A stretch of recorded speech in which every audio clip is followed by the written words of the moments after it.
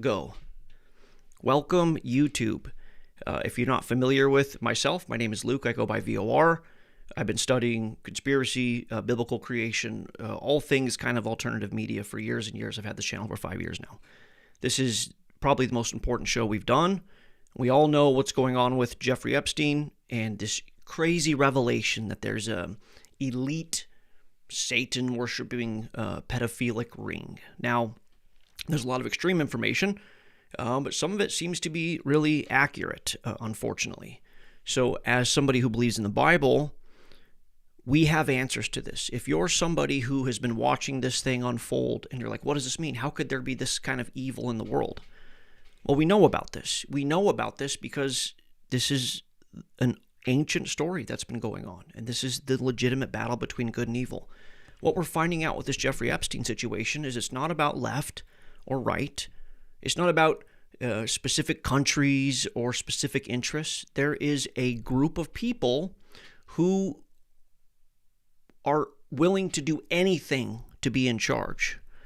Maybe I'll have to be closer so it stays in Zoom. Okay, it'll be more impactful anyways. So, I'll start here. Guess what? The devil is real. Shocker. That's the bad news. The good news is, if the devil is real, guess who else is real?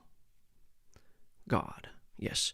This Jeffrey Epstein situation has shown the world the facade of what's going on, who's in control, etc., is just that. It's a veneer. There's a very dark underbelly that runs this world system. And we as Christians have known about this for a long time. Jeffrey Epstein isn't a new thing. This occult system, this dark, demonic, satanic, whatever you want to call it, system, has been running the world for thousands of years. And that's what we're going to cover tonight. People want to see the sensational stuff. For whatever reason, we're like addicted to conspiracy, and we want the new hit, the new dopamine hit, right? Oh, it's crazy what they're doing.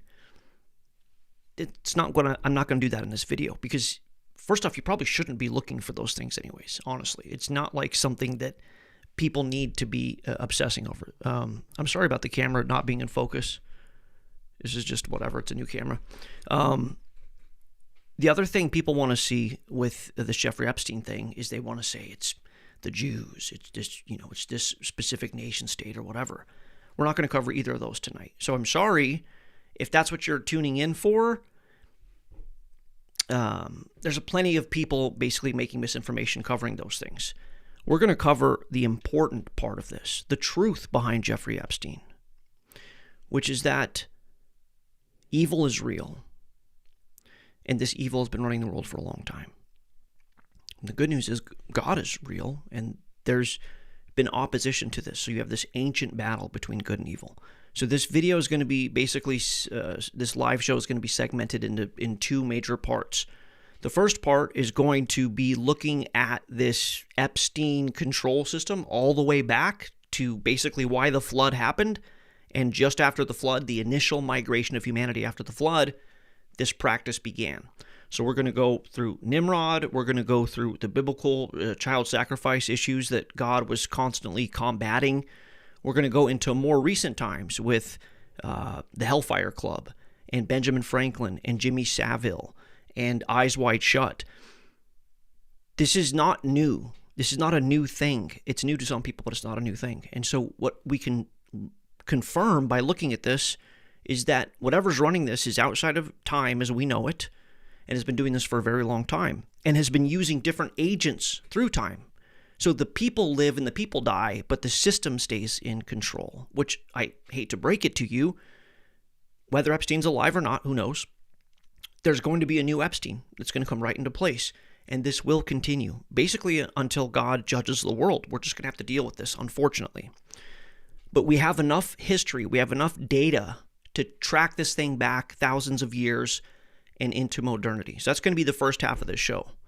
Then the second half of the show is going to really piss some people off because I'm coming after science. Why? Why, VOR? You can't touch science. We love science. Science only cares about good things and true things, where religion is evil. Yeah, well, guess what? Jeffrey Epstein, the biggest endeavor that he was doing philanthropically was supporting science, and a very specific kind of science and a very specific kind of scientist. We have these scientists now. Lawrence Krauss, Richard Dawkins, Stephen Hawking. I think Dawkins, Darwin, and Hawking, they're all the same name. So Krauss, Richard Dawkins, Stephen Hawking, Pinker, Novak, these kind of individuals, a very specific militant neo-atheist worldview that has been pushed down our throats by Epstein and his money and this same group, the same dark occult group. And why? Because science and religion occupy the same places in humanity. This religious person tells you what the universe is and how it got here, and therefore what you should be doing. The science person does the same thing. On the chessboard, the bishop can occupy the role of a scientist or a religious person or like a priest. And we know this historically. It's another thing we're going to cover. The Canaanite priests were also the scientists. The Magi's, the Babylonian Magi's, were also the scientists. This is in this system of control that they've been doing for a very long time. They can use either the religious individual or the science individual as this priest, and they fill the same role. So we are going to make the connection that nobody wants to talk about why Jeffrey Epstein was putting so much money into science, who he was putting the science into, and what he was pushing, what they were promulgating. Okay? And what's interesting is people are going to tune into this and go, well, I don't want to watch that. I don't want to care what's true, and don't attack science.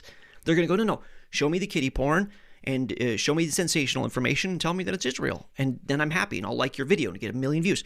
This will probably be the most important video to not be seen on mass scales, unfortunately, because we're going to deal with the actual truth. And unfortunately, the world isn't interested in truth, which is how a system built on lies and deception perpetuates itself. This is a very important thing I want you guys to see. It's a Latin phrase I'm learning. It's mundus vult decepi. Ergo decepiatur.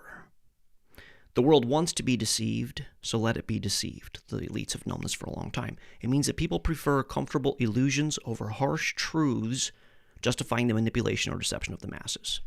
So anybody who is like, no, tell me that it's Israel. Oh, no, tell me it's that. Don't attack science. You don't want the inconvenient truth. You'd rather have the easy illusion. Well, we're going to cover the truth tonight.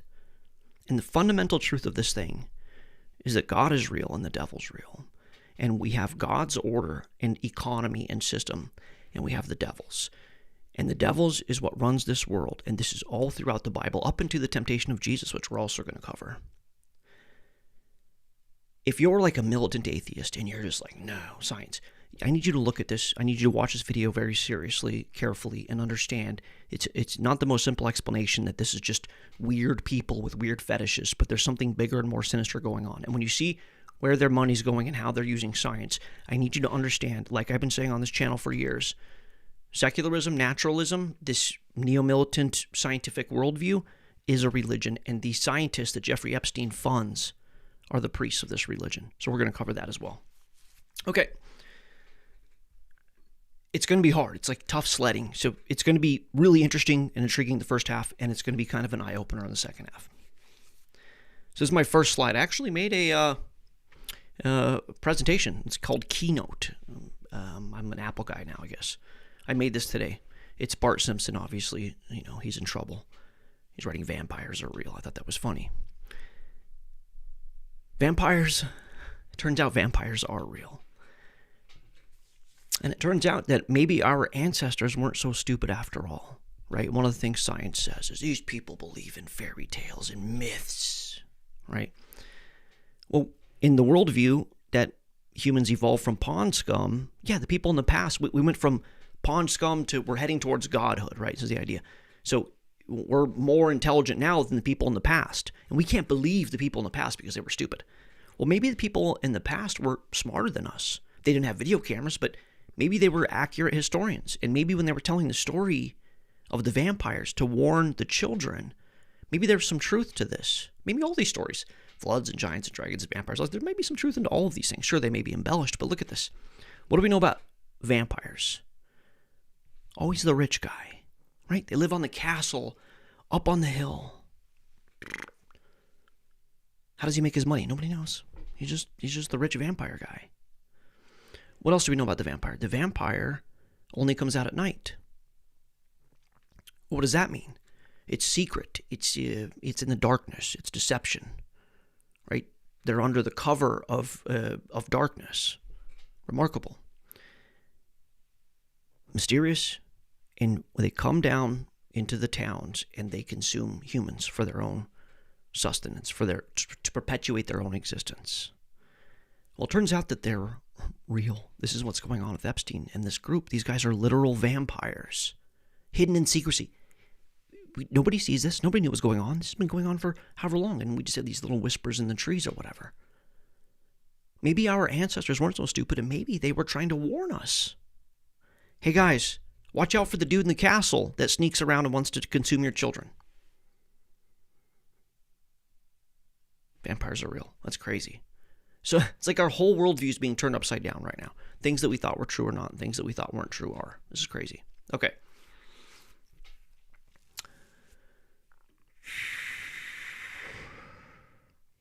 If you've studied the Bible, scientists, atheists are like, there's no flood.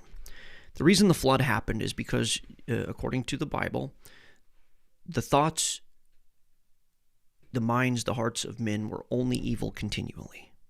Okay? Says specifically, Yahweh saw how great, I'm moving that, how great the wickedness of the human race had become on the earth, and that every inclination of the thoughts of the human heart was only evil all the time. God deals with evil people all the time in the Bible, right? There's Canaanites and whatever, the Amorites, and they have all these issues. God doesn't destroy the world in these other cases. He just judges these specific people group. The whole world had become consumed with this terrible, evil system. And what's the worst thing that you can imagine that people would do? It would be killing innocent people, killing children, and torturing them, all these kind of things. I've been arguing for a long time on this channel. People go, oh, God killed babies in the flood. Maybe he didn't. Maybe there weren't babies. Maybe the only babies that were being born at the time of the flood were, these people were living a long time anyways. They would just bear children to consume them. It doesn't say actually anywhere in the Bible that children died in the flood, which is really interesting. Sorry, it's bothering me that I'm coming in out of focus. I'm sure it's bothering you guys too. Lumix GH6, $4,000 camera, whatever. It can't stay in focus. That's fun. Okay. Is this why God sends the flood? Because the world is basically Jeffrey Epstein's island. We think it was a one-world continent at that point. Is it possible that the world at that time was so evil that God had no choice but to wipe it off the earth? And while the terrible things were going on in Epstein's island, if a big typhoon had wiped it off the face of the earth, nobody would have minded. We believe this. We believe that God didn't marginally just cause the flood, but this was because of how evil that world had become. Well, what evidence do we have that this is maybe true? As soon as humans start migrating out from the flood, the same behavior starts again, starting at the Tower of Babel, right? So you have this scenario where the God of the Bible is going, don't do this specific evil thing, and it crops up and he basically executes justice or judgment on them. Deuteronomy 12:29.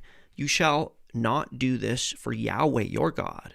For every abhorrence of Yahweh that he hates, they have done for their gods.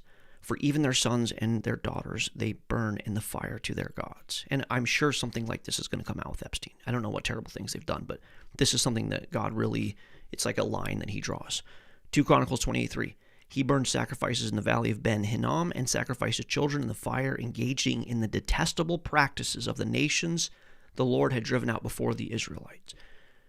Detestable, right? God calls these detestable, abhorrent. And the nations, plural, that were doing these kind of things is who God is wiping out. So the atheists go, oh, God is evil. He wipes out these people. If God wipes out Epstein and that elite, is he evil? I would say no.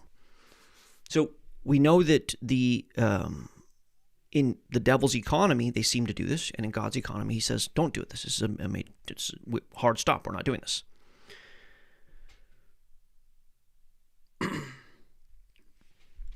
An amazing, you guys, some of you have seen this information.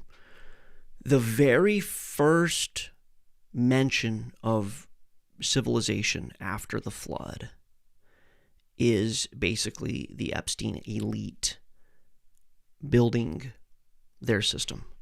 I have to show you something here that some of you may know, some of you don't know. Let me move this over here. I'm actually going to save that part for a little bit later. This is Josephus in the Antiquity of the Jews. Josephus is a remarkable historian. Josephus, obviously, like the system wants to marginalize Josephus. Oh, whatever, he didn't believe, or he's a bad historian, whatever. In this, the history of the Jews, he explains specifically what happened at the Tower of Babel. Now, the sons of Noah were three, Shem, Ham, and Japheth. Remember the names Japheth and Ham. Born 100 years. Actually, we'll do Shem first. Shem is the descendants of the Shemites. Shem is the initial ancestor of the Shemites. Japheth, we think, is North America. Ham, we think, was basically Africa, so more south. Born 100 years before the deluge. They were born before the flood.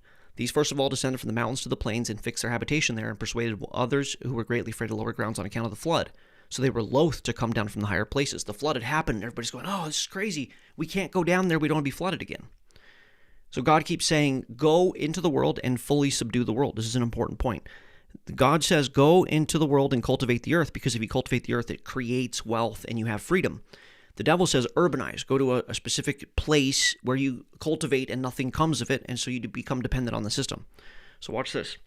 Now it was Nimrod who excited them to such an affront and a contempt of God. He was the grandson of Ham, the son of Noah, a bold man and of great strength of hand. He persuaded those people not to ascribe it to God as if it was through his means that they were happy, but to believe it was their own courage that procured that happiness. Does that sound like something that is going on today?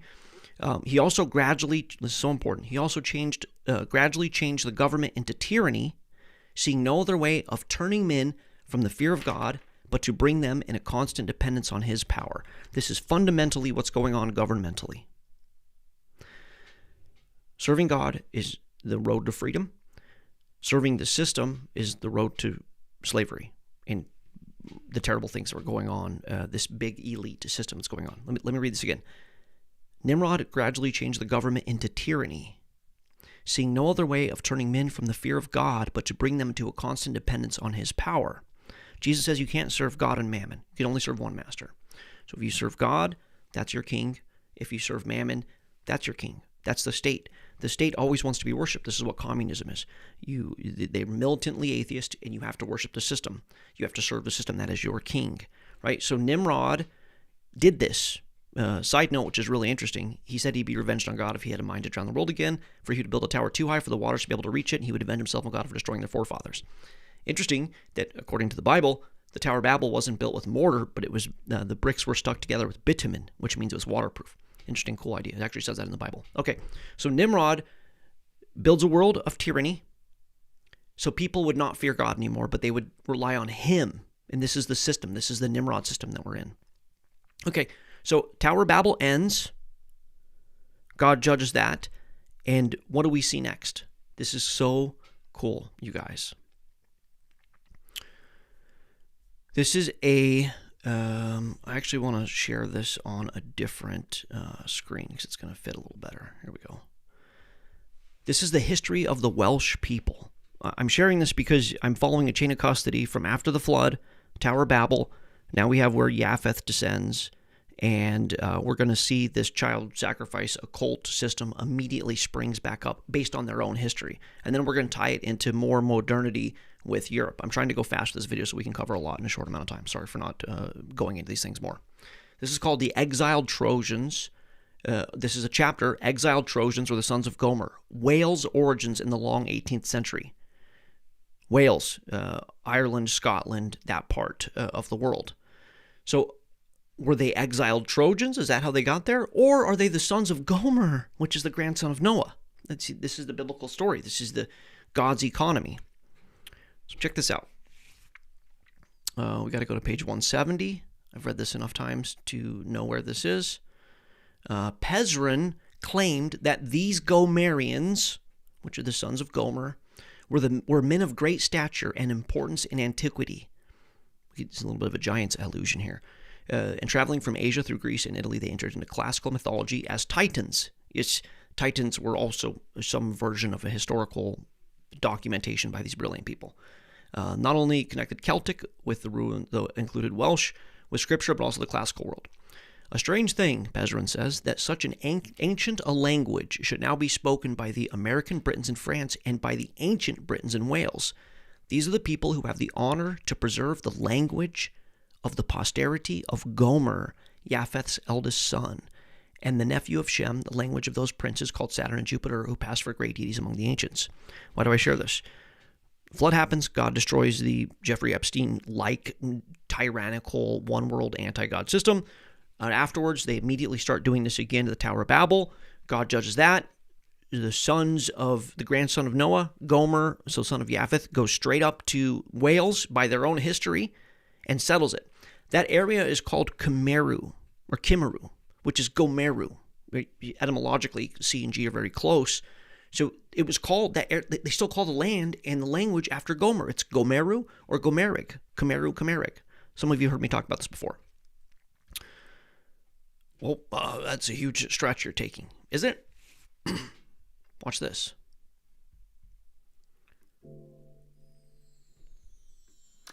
Hello everyone, welcome to the Lang Focus channel, and my name is Paul. Today we're going to That's a real human. I know I'm not sharing the right one because I've got to move this guy over, but here we go. Paul. Great name for a language. Examine some strange similarities between Celtic languages and Semitic languages. Really strange. We know what the world is like in the 21st century, but what was the world like in the 1st century? Great question. 1,000 years before that? We have some written records from those days, but to a large extent we have to imagine. The Celtic languages and the Semitic languages are, as far as we know, entirely separate language families. The Celtic languages being a branch of the wider Indo-European language family, and the Semitic languages being a part of the wider Afro-Asiatic language family. But there are a number of curiously similar features that are shared between the two groups of languages.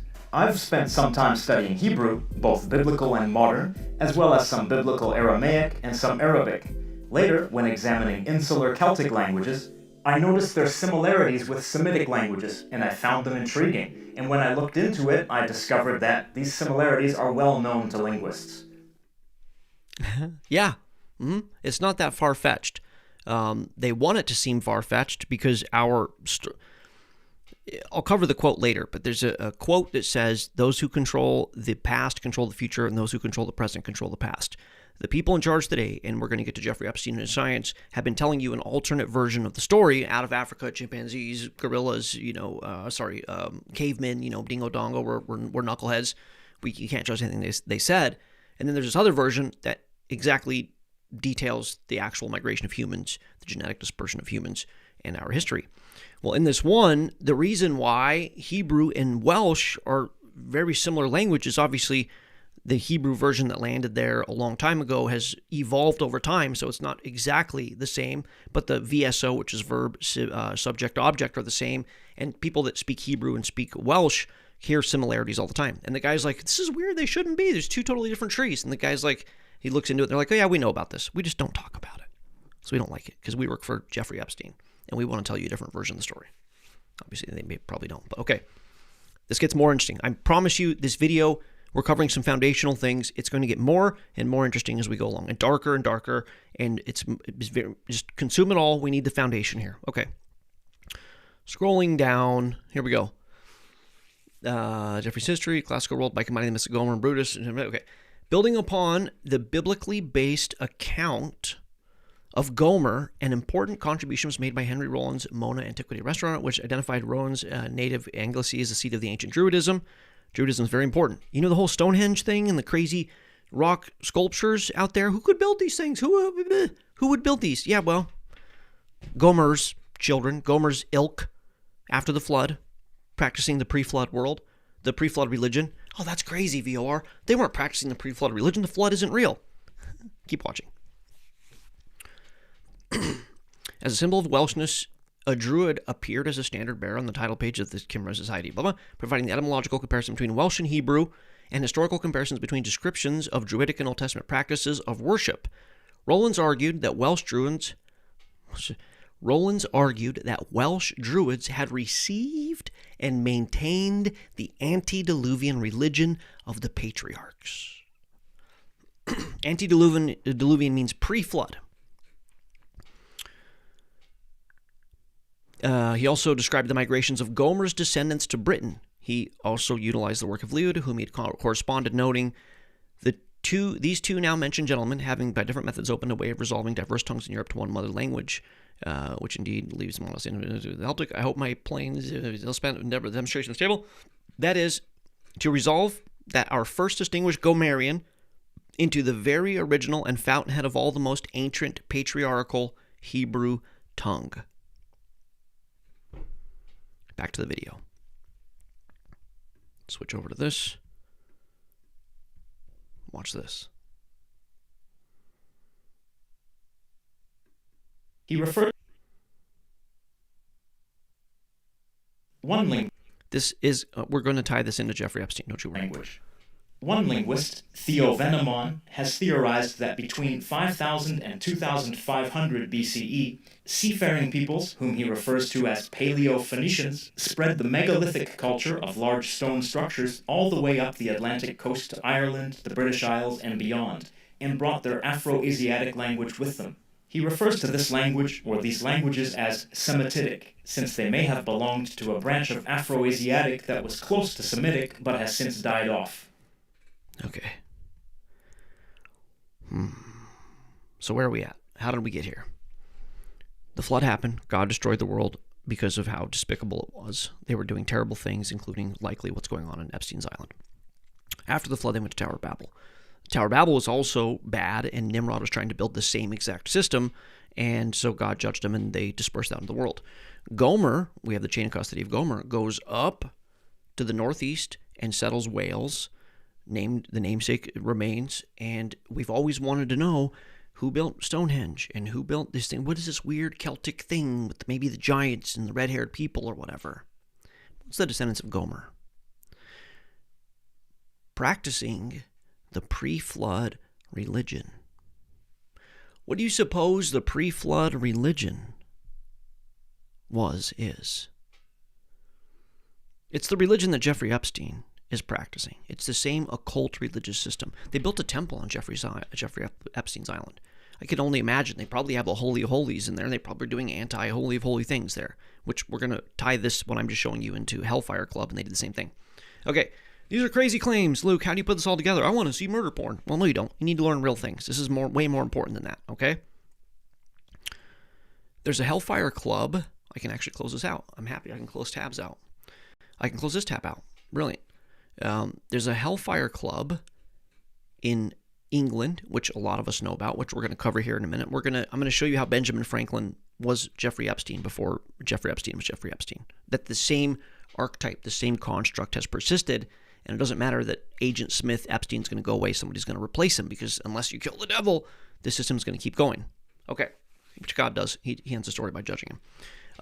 So the Hellfire Club, there was two of them. It's like a franchise, one in Europe, one in England, and one here in Ireland. Watch this. Watch this.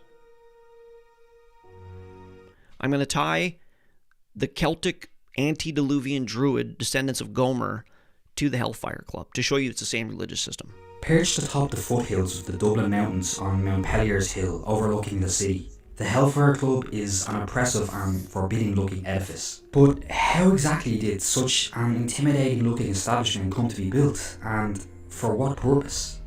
Well, the origins of the Hellfire Club begin with William Connolly, an extremely wealthy lawyer, landowner and politician from Donegal. Born in 1662, Connolly amassed his vast wealth from land transfers throughout his lifetime and used this immense fortune to purchase thousands of acres of land, whilst also commissioning numerous large-scale building projects. One of Connolly's many land purchases included Mount Pellier Hill, which he purchased from the debt-ridden first Duke of Wharton in 1723. But we'll get back to this Duke later. Connolly subsequently commissioned the construction of a small hunting lodge at the summit of the hill in 1724, and it was to be designed in the Palladian architectural style, which was extremely popular at the time. Mysteriously, however, no one knows who actually designed the lodge in the first place, as no record of the architect's identity is known to exist. Before construction of Connolly's lodge could commence, however, an otherworldly obstacle would have to be overcome. There's no way. See, on the summit of Mount Pellier Hill, near the proposed construction site, there already lay the ruins of an ancient Neolithic passage grave, possibly dating back over 5,000 years.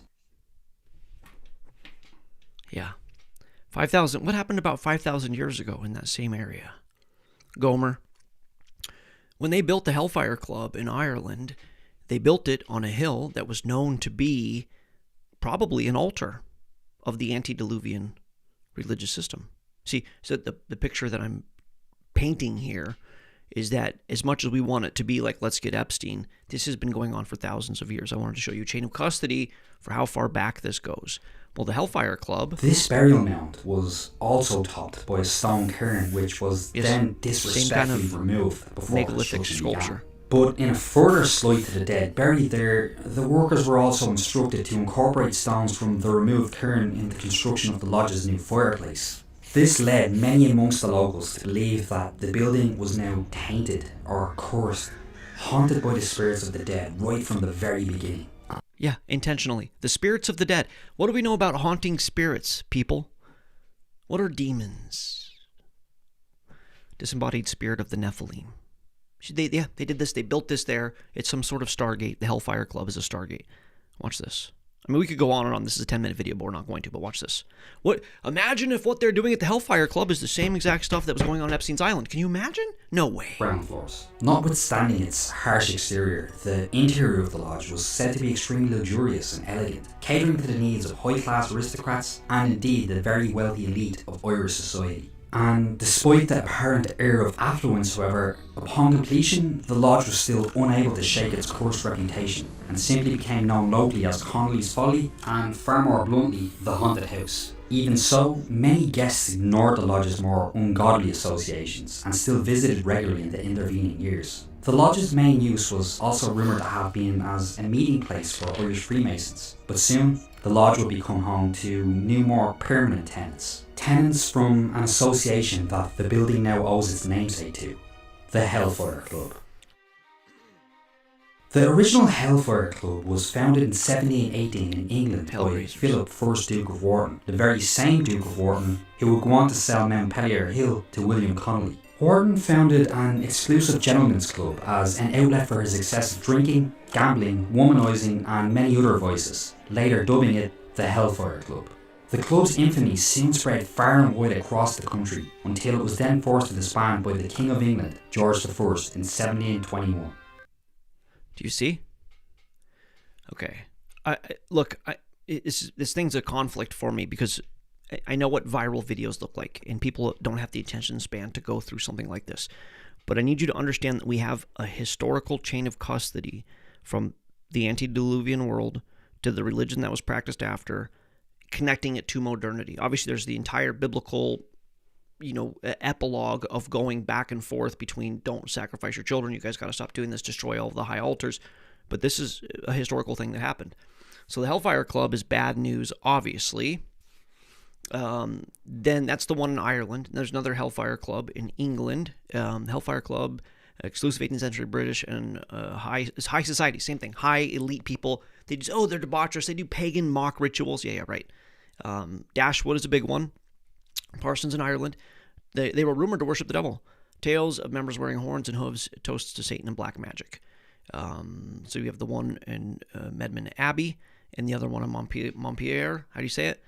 Satanic reputation, name and reputation stem from members' intentional blasphemy, immoral behavior, and mocking of religious sites. Stories claim members known as knights held mock black masses and toasted the devil. The devil's presence. Legends suggest the devil appeared at meetings, such as the famous story about a cloven hoof spotted during a card game of the Dublin Mountains. The elite membership. The clubs included higher-ranking politicians and aristocrats, such as the 4th Earl of Sandwich, that's where we get the name Sandwich, and potentially Benjamin Franklin, which we're going to cover in a minute. Benjamin Franklin was Jeffrey Epstein before Jeffrey Epstein was Jeffrey Epstein. Activities. Meetings involved heavy drinking, mix of whiskey, butter, sexual escapades, and occult rituals. Often described as a way for the elite to escape social conventions, these secret clubs are more likely focused on hedonism rather than serious devil worship, although they reveled in the infamy of appearing satanic. You want to see how satanic? The St. Lord's Church in Wycombe, where the England Hellfire Club is, come on, focus, sits directly atop the hill containing the caves used by Dashwood, the inner temple of the caves, where the club reportedly gathered, is situated directly beneath the church's altar. So you have a church, an Anglican church, I think it was, above on the hill, and directly underneath the altar, they had their own inner temple altar satanic thing going on.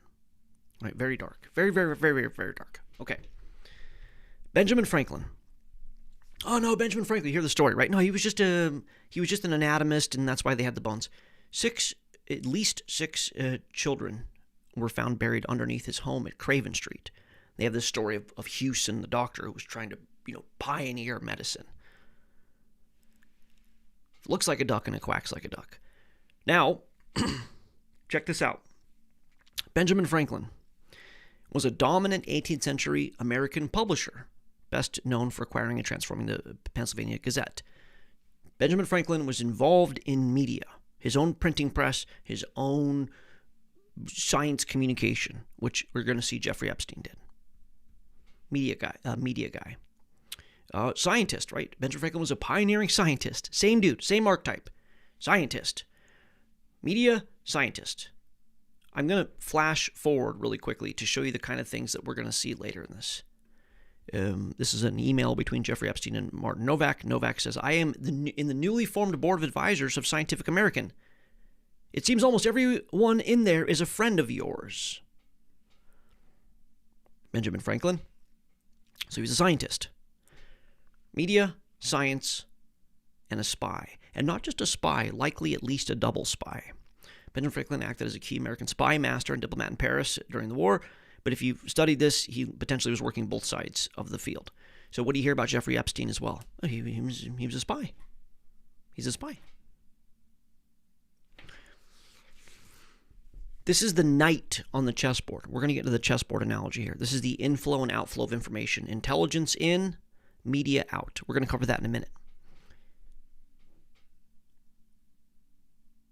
Jeffrey Epstein is the same archetype as Benjamin Franklin, the founding father. Without the media and the scrutiny of the internet today, that's probably what Epstein would go down as. Oh, he was a founding father of the New World Order or whatever. Glorified. Don't glorify Benjamin Franklin. He wasn't a Christian. He was some version of a deist, and he was doing terrible things in the Hellfire Club, and he was probably rotten as, I don't know, maybe as rotten as Jeffrey Epstein, but can you see the corollaries between the two? I want to point this out because there's this fog of information going on. And in the fog of information, there's, it's a left thing, Trump was on it. No, it's a right thing, all these Democrats are on it. And we're having this infighting. We're going, somebody should do something. And Bondi's blowing that, Senate hearing the other day, and we're all fighting about it. Meanwhile, the bad guys are going to just get away with this. Nobody's going to do anything. They're literally above the law. They make the law. They are the enforcers of the law, which is the rook on the chessboard. I'll cover that in a minute. Nothing's going to happen, and we're all going to fight and squabble over this and that. But what I'm going to keep stressing tonight is that Epstein is a construct. Franklin was a construct. Earl of Sandwich was a construct.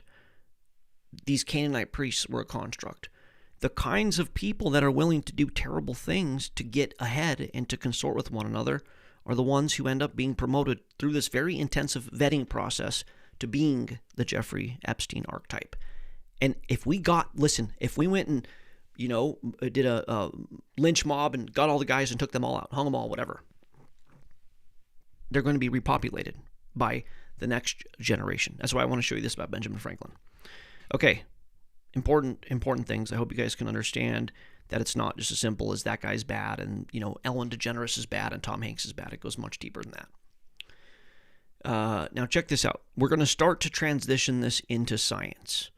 This is an important part of this because Epstein's tie to science, most people wanted me to make this little mini document, whatever this thing is, this live show about the science, which we're going to cover. I have about the same information as you as far as the science that he was involved in, but I want to bring that occult, esoteric, bad system, dark system of the Hellfire Club and the Canaanites and all those things. I want to bring that over into science to show you how the priest of religion and the priest of science fulfill the same role. The Hellfire Club, specifically the Medmenham monks, was the mid-18th century elite secret society of British libertines, politicians, and artists led by Dashwood. Key members including Montague, Wilkes, Thomas, Hogarth, whatever. They famously engaged in blasphemous, decadent behavior. So this is some of the guys, right? Dashwood, Montague, Wilkes, Potter, Hogarth, Franklin, Bub. Guy's name's Bub. That's not good. Okay. Jimmy Savile. You know what I'm going to do? I'm just going to do this because British Royal Society members in the Hellfire Club. That's what that should say.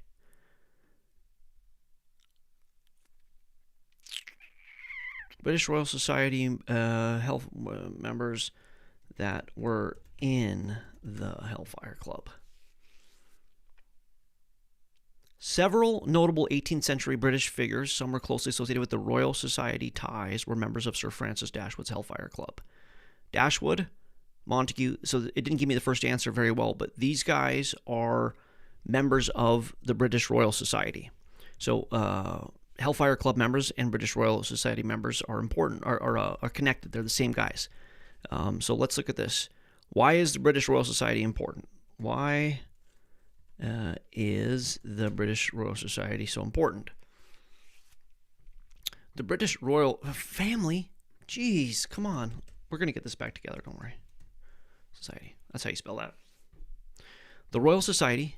Oh, it's got to put British in there. The Royal Society is essentially the world's oldest continuously existing national scientific academy. Founded in 1660, acting as the UK's premier institution for promoting scientific excellence, advising on policy, and fostering global collaboration. It pioneered peer review, shocker, publishes influential journals like Philosophical Transactions, and supports groundbreaking research through grants with members including historical, whatever, Isaac and Charles Darwin. Shocker.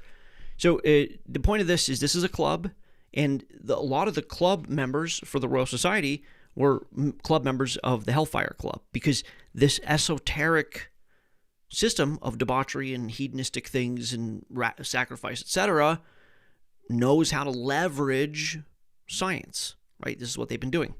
So let's look at the connection between science and the Canaanites. Look at this. The Canaanite priests. Based on archaeological findings in the ancient city-state of Ugarit, Canaanite priests acted as both religious leaders and scientists of their time, although their science was inseparable from magic, divination, and mythology. There's today's the same way. Astronomy and timekeeping, medicine and anatomy, divination and omens, literacy and administration, ritual and herbal knowledge. While they were not modern scientists in the empirical sense, they were the educated specialists who managed the intellectual and technical needs of the Canaanite society. Canaanites. Babylonian Magi. The Babylonian Magi scientists, roughly 1st millennium BC, were expert priestly observers who blended rigorous long-term astronomical data collection with astrology, mathematics, and divination. Like, quite literally, Lawrence Krauss is a Babylonian astronomer. That's like quite literally what he is. They developed the sexagesimal system, predicted celestial events, interpreted planetary movements to advise rulers on omens, viewing stars as divine mediators for influencing earthly affairs. Astronomy, biology, astronomy and astrology, mathematical precision, divination, and magic, goal of observation.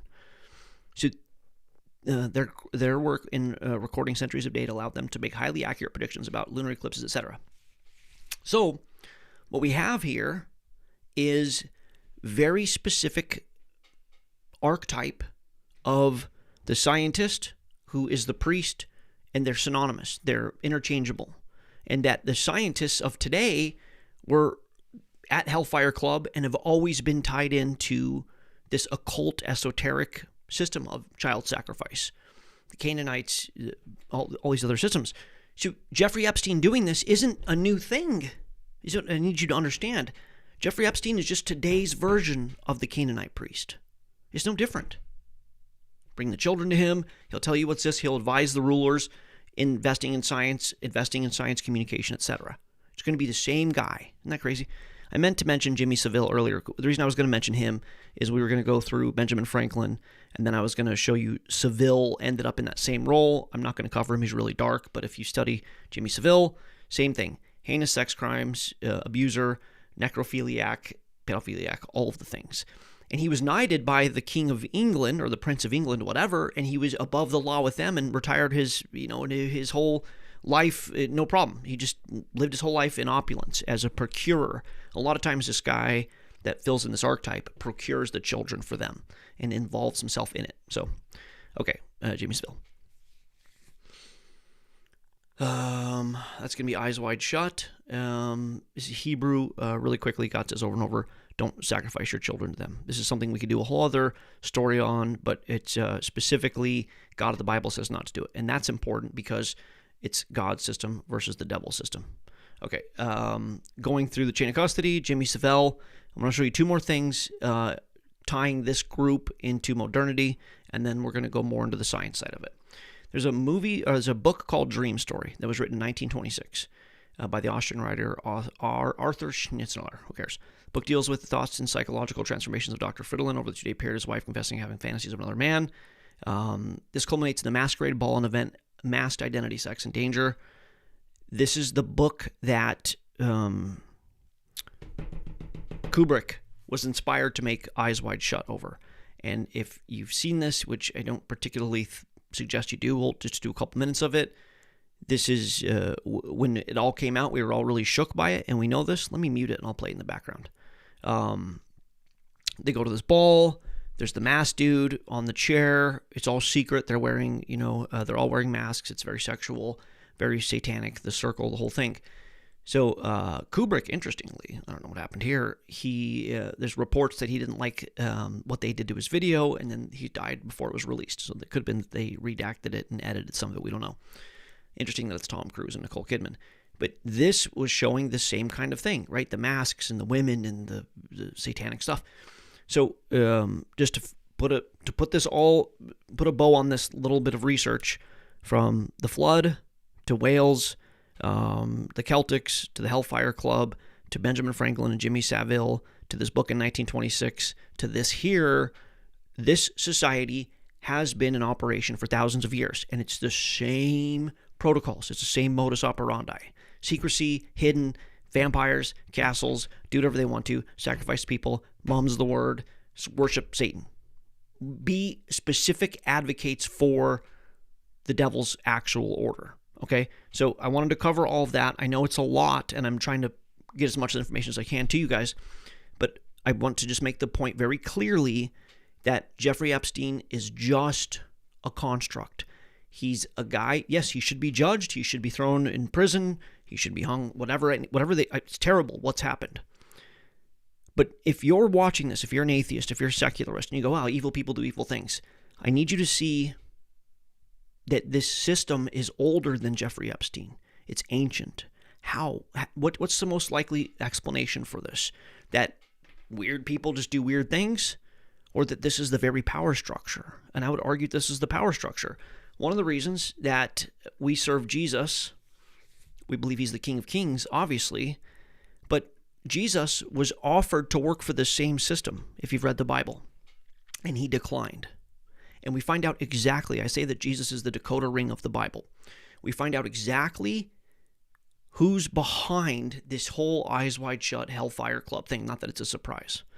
Jesus was led by the Spirit into the wilderness, tempted by the devil. After fasting 40 days and 40 nights, he was hungry. The tempter came to him and said, if you are the Son of God, tell these stones to become bread. Jesus answered, it is written, man shall not live by bread alone, but on every word that comes from the mouth of God. Then the devil took him to the holy city and had him stand on the highest point of the temple. If you are the Son of God, throw yourself down, for it is written, he will command his angels concerning you. The devil's trying to figure out if this was actually Messiah. It was very cryptic what God had done. He'll lift you up in their hands so that you will not strike your foot against a stone. Jesus answered, do not put the Lord your God to a test. Again, the devil took him to a very high mountain and showed him all of the kingdoms of the world and their splendor. All the kingdoms of the world. All this I will give you, he said, if you bow down and worship me. Jesus said, get away from me, Satan. I will only serve God. The devil left him. Get away from me, Satan. I will only serve God. This is the decision. This is the binary decision. You going to serve God? Or are you going to serve the devil? Well, it may be the devil or it may be the Lord, but you're going to have to serve somebody. Bob Dylan's in my purview. I grew up listening to that song. The Bible is real. The Bible's true. God is real. The devil is real. Jesus was real. Jesus was handed the opportunity to serve the devil, and he said no. Jesus defeated the devil's temptation. He became the King of Kings.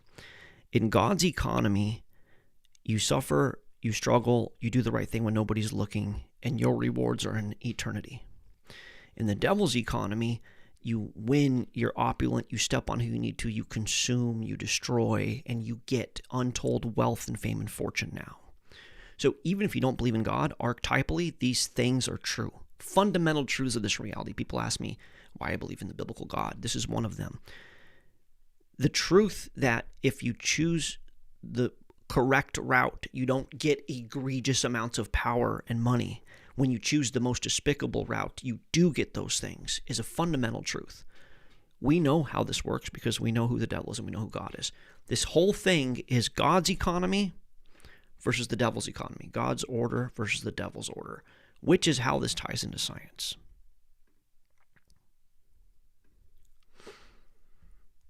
I've been waiting to show this video. This is the right time.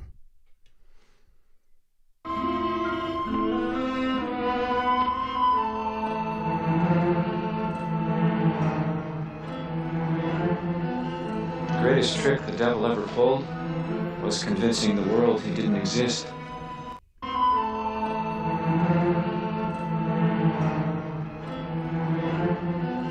The greatest trick the devil ever pulled was convincing the world he didn't exist. The greatest trick the devil ever pulled was convincing the world he didn't exist. And like that, he's gone.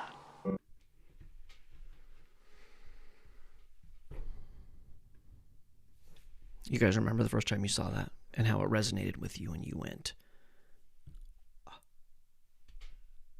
it's true. The greatest trick the devil ever pulled was convincing the world he didn't exist. Yeah, if you're going to be in control behind the curtains and you don't want anybody to know you're doing it, you have to convince the world you don't exist. Well, how do you convince the world? If you're the devil, how do you convince the world that you don't exist?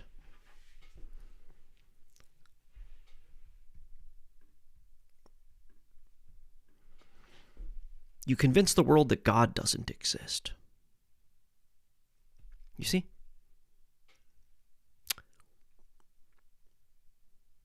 Welcome to science. Welcome to the version of science that Jeffrey Epstein funded. Probably funds. Have you ever thought of that? There's many reasons why they want to believe that God doesn't exist. Many reasons. Judgment, authority, these kind of things. You know, if you know your history, you're less likely to repeat it. Those who don't know their history are doomed to repeat it. This is our doomed repeating history. So maybe they don't want you to know that God exists, because if you did, you would know your history and maybe you could avoid being under the control of the Epstein elite. Maybe. But fundamentally, for the devil to control the world, people can't know that he's real. And to convince the world that the devil doesn't exist, you have to convince the world that God doesn't exist. Do you understand?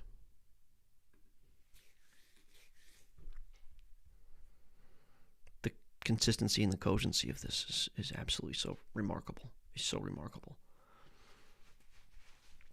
This is Eric Weinstein talking about Jeffrey Epstein. You ready for what he's about to say to you? This is crazy. On it, and my take on it instantly was, this is not an actual human.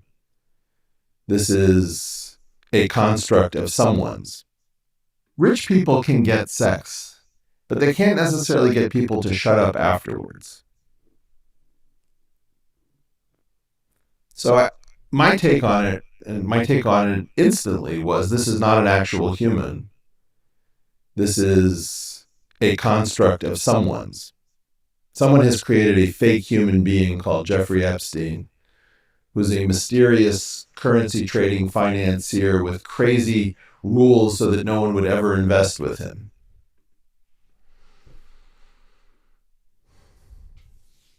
Jeffrey Epstein is a construct. He's not a human. Sure, he's like a physical human, but he's potentially a marionette on strings above the law, Satan himself. He's not. It's crazy how much this validates Scripture. Okay, so check this out. The serpent came to Eve, and he wanted to tempt Eve. And he used 3 tactics, 3 things that he did necessarily to get Eve to follow his lead, basically. He said to the woman, serpent was more wild than the animals. The devil said to the woman, did God really say you must not eat from the tree in the garden? Number 1, Satan has to get you, in order for you to follow him, his system, his Epsteinian, Nimrodian, antediluvian system. Step 1, did God really say? The next 30 minutes as we go into science here, the amount of times I'm going to show you the scientists saying, God didn't say, God can't say, the Bible's stupid, nobody would ever believe the Bible. Did God say? Number 1. The woman said to the serpent, we made from the tree, just not the one. You will die. Number 2, you will not die. They literally have Stephen Hawking saying there is no heaven, there is no hell. You will not die. Did God say you will not die? Number 3, you will be like God. These are the things that the devil tells the world for him to stay in control. Did God say, you will not die? There is no judgment. There is no eternity. You just become worm food. You can be like God. And we always buy it. We always eat it.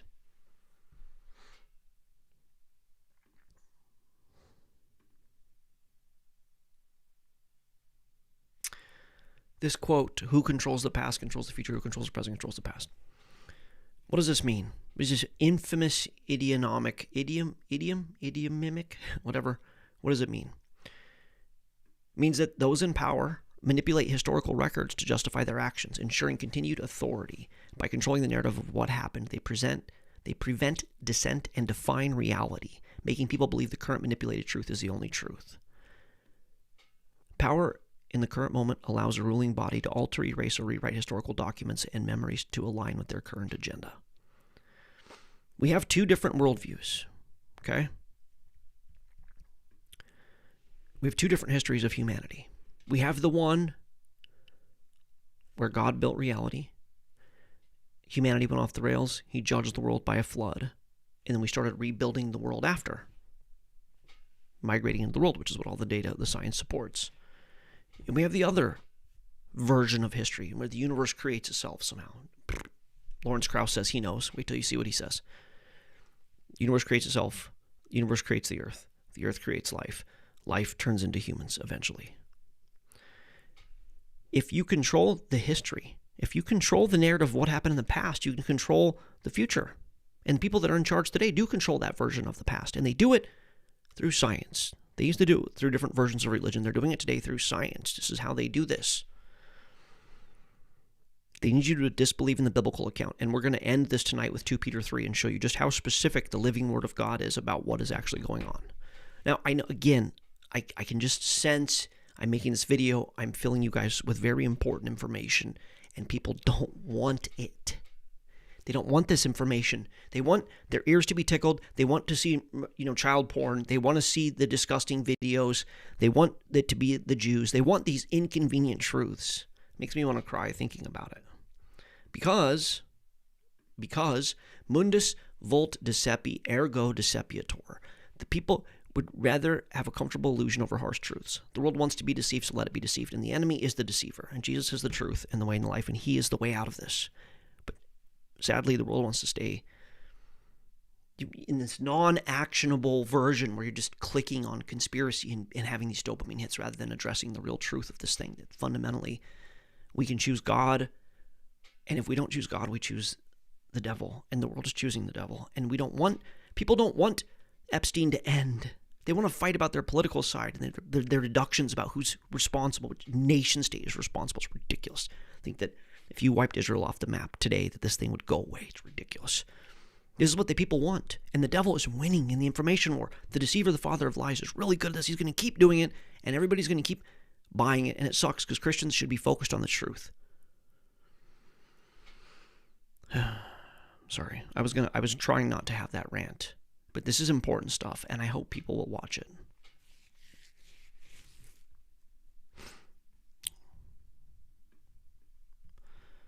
Okay. This is Lawrence Krauss. Lawrence Krauss, I have on my notes here. I actually haven't gone off my script. I memorized it pretty well, but let me actually share with you my keynote script. I should have shown this earlier. Lawrence Krauss here. Oh, actually, I've been wanting to do this, so here we go. We've never done this before. That's why I go back to my notes. You guys, we have our first message from our sponsor. Tonight's video is brought to you by Jesus of Nazareth. Life is hard. We're all struggling. Don't you want to know what you're doing here? What you should be doing? Do you want to live forever? Do you want to live forever? Jesus stands at the door and knocks. And if you let him in, he will come in and sup with you. He will abide with you and answer these problems. Okay, a message from our sponsor. I'm glad we did that because actually I'm going to go to Lawrence Krauss here in a second, but I want to make a couple points really quickly to confirm that. How do we do this? We got to go to this one here specifically. I've got to get rid of that one and that one. I'm going to show you guys this here. This is unbelievable that I found this. If I can find it. Ready?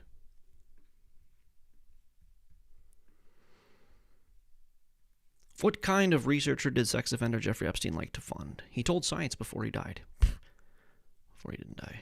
I don't think he did.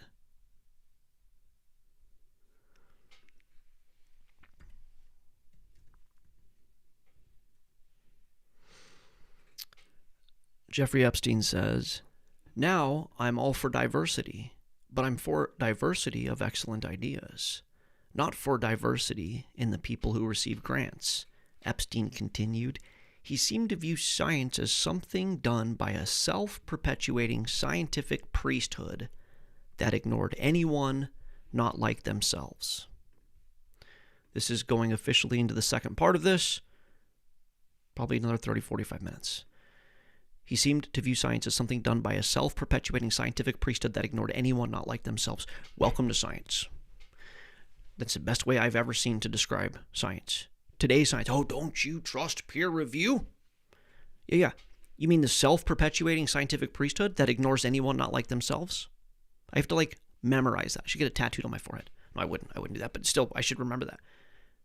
Peer review, yeah, the self-perpetuating, because it's self-perpetuating because you make them think a certain way and you reward them if they think like you, and if they think like you, then they get rewarded, then they just keep going. It's self-perpetuating. Self-perpetuating scientific priesthood that ignored anyone not like themselves. This is science. Welcome to science. Crazy, right? So cool. Now, watch how this fits together, and then we're going to actually cover the science. Why does science, why is it so effective? Why does Jeffrey Epstein want to put millions, tens of millions more maybe, into science? Because if you want to control the past, the story of the past, you have to use either religion or science. And obviously, they have their own religion, but they're saying this is a non-religious idea. I want to go over the chessboard analogy. I haven't done this for months on this show. I used to go over it quite a bit. This is so important. It's so important I can actually move this to show you guys. This is the chessboard. This is the org chart from the king, the queen, the priest, the knight, the rook, the pawn. This is how the system of control will always work. The king/queen, they've been interchangeable. Nimrod, Semiramis, Jezebel, Ahab. We've seen this back and forth. The very first point of contact to them, their right-hand man, is the bishop. Right? The bishop is the one who defines what the universe is. and defines this in the favor of the king and the queen. Whatever thing that the king and the queen, the stars told me to do this. The stars tell me to do that. Science tells us to do this. We saw this with COVID, right? And Fauci. And you wear the mask, you don't wear the mask. You get the vaccine, you don't get the vaccine. You're going to kill the people, you're not going to kill the people. You didn't die, whatever. Remdesivir, the whole thing. We saw that, right? We saw how this works. They tell you what's true. And we don't know any better, and we trust them, so we get it. They take this information that's actually just the mouthpiece of the king, the elite rulers. They go through the bishop to the knight. The knight is, you know how the knight moves really different than anybody else? You know, everybody else on the chessboard goes diagonal or straight or forward. The knight does these really weird moves, right? They can go up here and over there. It moves like nobody else. The knight represents the control of information, okay? The knight, and this is my own idea, so I could be wrong, but as far as I understand it, the knight handles the inflow of information, which is intelligence, and the knight handles the outflow of information, which is the media. Remember Benjamin Franklin and Epstein? They both have ties to intelligence and media because it's the inflow and the outflow of the information. So in this scenario, whoever the actual grand poobah, king or queen is the top. Then the scientist is the intermediary between him and then Jeffrey Epstein or Benjamin Franklin, and this is the control of the information. Then the rook, which represents the establishment or the military-industrial complex or the judicial system, enforces all of this, either by rule or law or by force, right? And then we're the pawns in the front that just fight each other over left, right, and white and black. We fight each other unto our death to preserve basically the king and the queen. This is the system, and it's always going to work. And what really sucks is that the devil's good enough at this that if it's a theocracy and they rule terribly, like let's say the Catholic Church, they do terrible, abominable things. Let's burn the Jews. Let's burn these people. Let's burn the witches. Let's get this thing. God says, I'm the vicar of Christ, whatever. If they do it bad enough, people want to revolt against it. They go, I can't do this anymore. This is the worst thing ever. These people are just insufferable and they just want to control us, and they're these elites and they're terrible and I hate them and they hate me. So eventually you have a revolt. And the solution away from the theocracy is secularism, right? Because the king was ruling through the religious person. So then the religious person changes hats and is now the secular person. In order to be a secular person, you have to disprove that God exists, right? The greatest trick the devil ever pulled, convincing the world he didn't exist. God doesn't exist. And so the worse the theocracy looks, the better the technocracy looks. It's the same thing with the left and right? We saw this with Bush and then Obama and Trump and then Biden and then back to Trump and then whoever's going to come next. We're mad at this. We want to change. They offer us a false dichotomy. So we went from a theocracy, and the worse that looked, the better secular Europe looked. When you guys hear me talk about Thomas Henry Huxley and him opposing the old order of Christianity and freeing up the working class because, they've been under the suffrage of the king and the queen and science is going to set them free. It's a book for all. The reason people started buying into Darwin wasn't because of any data. It's because they wanted to get out of the oppressive theocracy. Facts, right?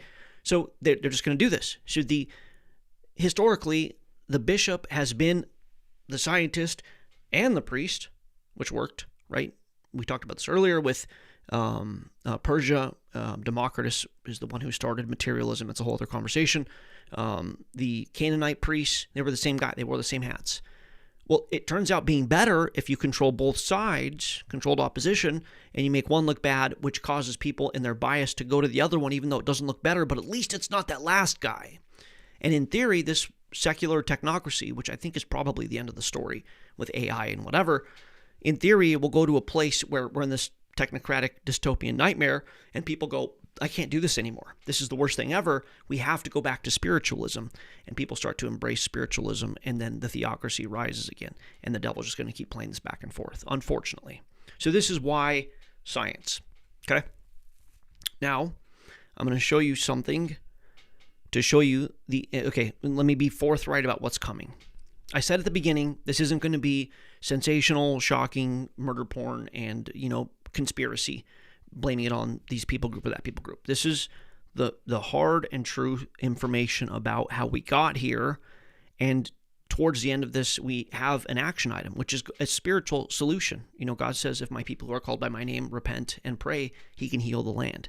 We're not voting our way out of this. We're not lynch mobbing our way out of this.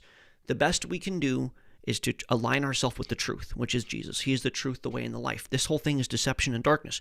We align ourselves with Jesus and the truth, the way, and the life, and we can, at least from a grassroots operation, start to move up and out of this from a home-to-home, grassroots, Christianity coming back into vogue because we're doing Christianity correctly. Like, that's a good way out of this, or maybe the only way out of this. But there's thousands of videos you can go see where you can watch discussing things. I'm just more interested in telling you true things, which people aren't interested in. So sorry to keep making that point. I've belabored that. Okay, so in science, the second module of this is I've teased the science thing. We're going specifically into the science thing now. And I'm going to show you the anti-theist bias in science. I'm going to show you who Lawrence Krauss is, who Pinker is. You know what? I'll do that first out of respect for people who want to see the dirt. And then I'll just cover the science stuff for the people who don't care. So let's do that. Let's do this. Let's just, people want what they want, so let's do this. Internet, screen share. There's Lawrence Krauss. You can't believe what he's about to say to you. You can. But let's do this. Here's the dirt. Here's the Epstein dirt, you guys.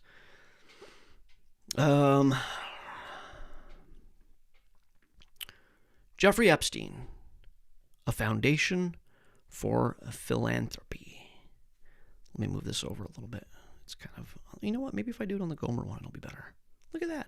Winning. Okay. This is just Jeffrey Epstein wrote this. It's a, Jeffrey Epstein was touting what a great, generous man he is. Oh, he's the best. And what's crazy is today this happens. The Bill and the Melinda Gates Foundation and the Rockefeller Foundation, these rich a-holes in charge, talk about how much money they give, which is to just legitimately push probably like the cause of disease and other problems, but to disprove God. They go, I gave my money. I'm so generous. Jeffrey Epstein is known to some as a financier, an American money manager with years of experience in his profession. Mr. Epstein was long associated with Bear Stearns as an option trader, specializing in mathematical models. After founding his own firm, leading finance, he is now well known for his work in science philanthropy. People are like, oh, good for you. Science is so important. Mr. Epstein has contributed to many important scientific endeavors and conferences. His work supports eminent scientists around the world, Nobel laureates, and well-known luminaries such as Stephen Hawking.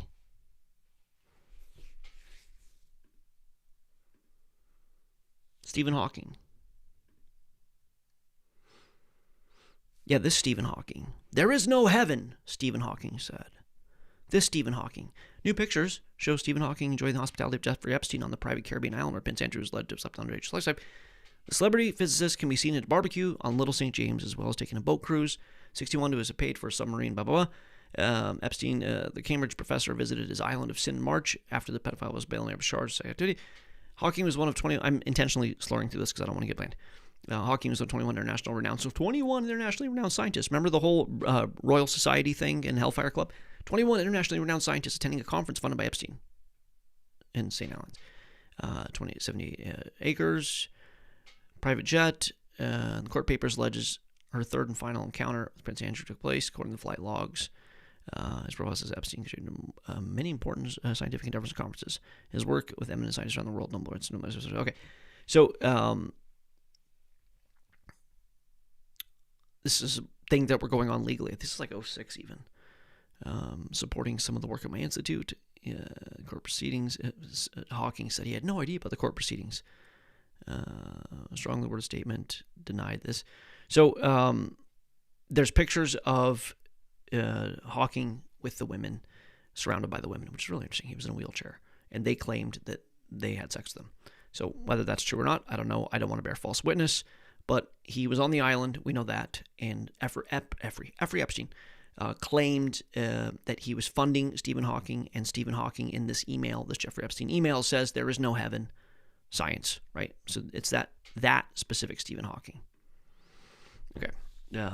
Which is a big part of why he wanted to do this. He wanted to say, I support science, and I have these guys in my back pocket. He actually says at one point, good morning, Martin. Jeffrey would like to have dinner at the Institute this Friday with Chomsky. Noam Chomsky's in on it, and all the boys. He says he would like an hour with you first. Will this work for you? I know you said you have something starting at 4 p.m. at PED. We're going to get into Martin Novak and PED. I can't believe he called it that. So, hey, Novak, Epstein's your science guy. Can we get the boys together? Who are the boys? And Krauss is likely in there, potentially Hawking, potentially Dawkins. We don't know specifically, but he wanted to surround himself with these specific kind of scientists, and they were even called the boys. And he was funding them, which if you research science, in order for you to be able to do science, you have to have funding, right? So you end up basically cowering to your benefactor largely. And so one of the reasons that Epstein was so influential with these guys is he was paying them hand over fist. Okay, going back. I was trying to get this done as quickly as I can. Easy for me to talk for 2 hours. Let's see here. A foundation devoted to science philanthropy. Mr. Epstein's philanthropy is embodied in Jeffrey Epstein Foundation.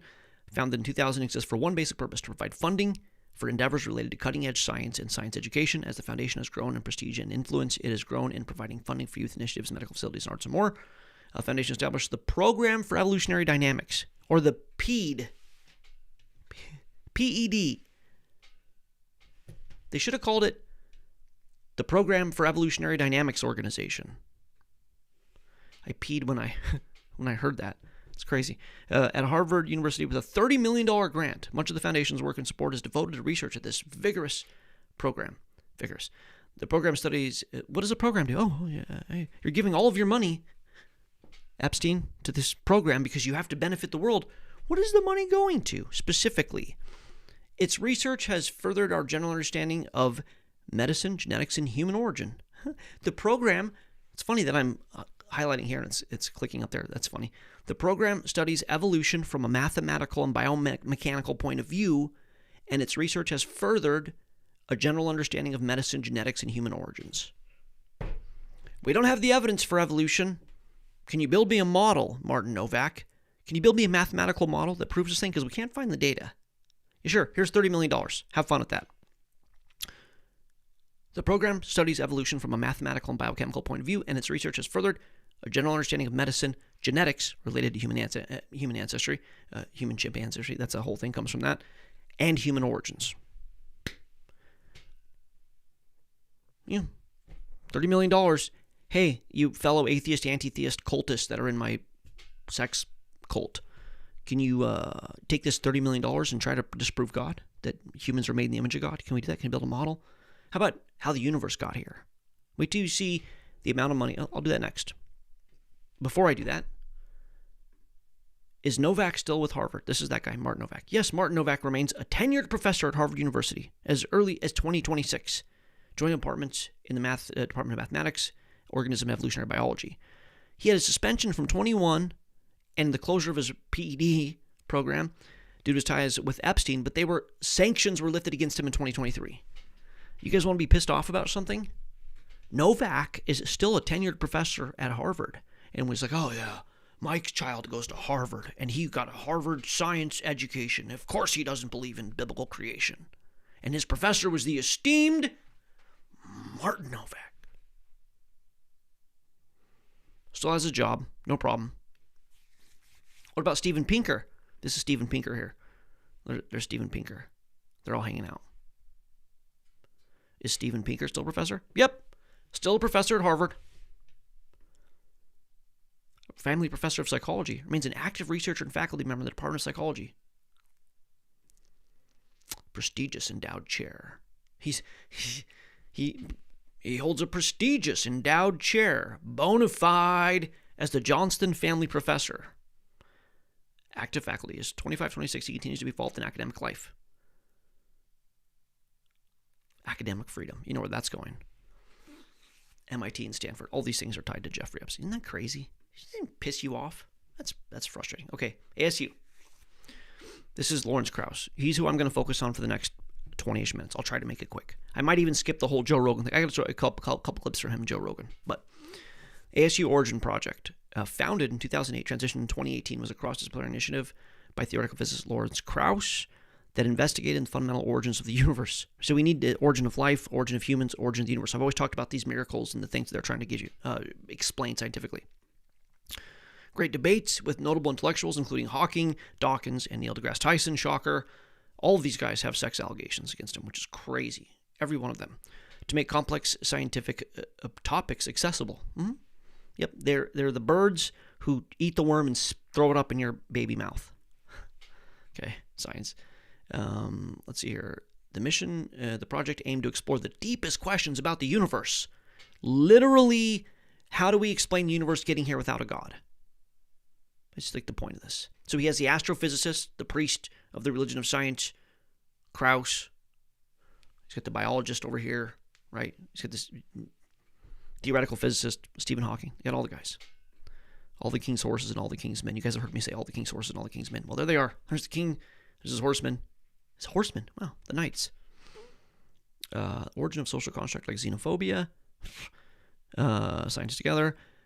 Controversy and funding. The project, and specifically Krauss, faced scrutiny regarding funding, including over $2 million in donations linked to Jeffrey Epstein. And they shut it down in 2018 because this came out, and he was pissed, and he emailed Epstein. They shut down the thing that you funded. I don't have the email, but I could find it. All the money that you've given, your whole legacy, they just shut it down because of you. Doesn't that suck? Lawrence Krauss says that, and Epstein didn't even respond. There he is. Oh, it turns out he took more money from Epstein than they previously reported. Shocker. $250,000? It's more than that. BuzzFeed reported that the donations were made to the Origins Project, which was headed by Lawrence Krauss after sexual harassment. This actually wasn't having anything to do with Jeffrey Epstein. This was actually him forcing himself on women. Shuttered after the allegations were brought to the public eye. After Epstein, a billionaire who pleaded guilty in 2000, had received $250,000 from Epstein.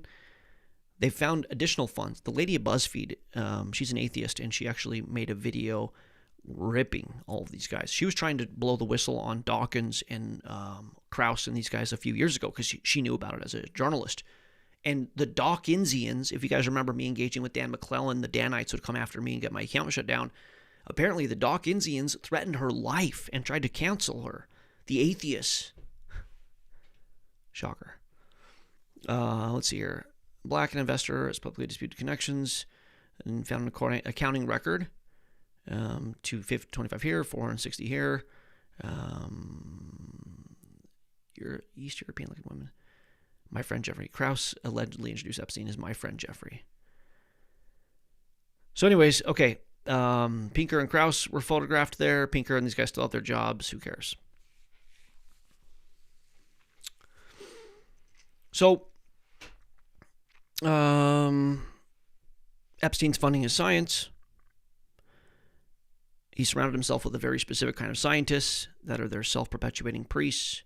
They all go to the island. They're all doing these same things.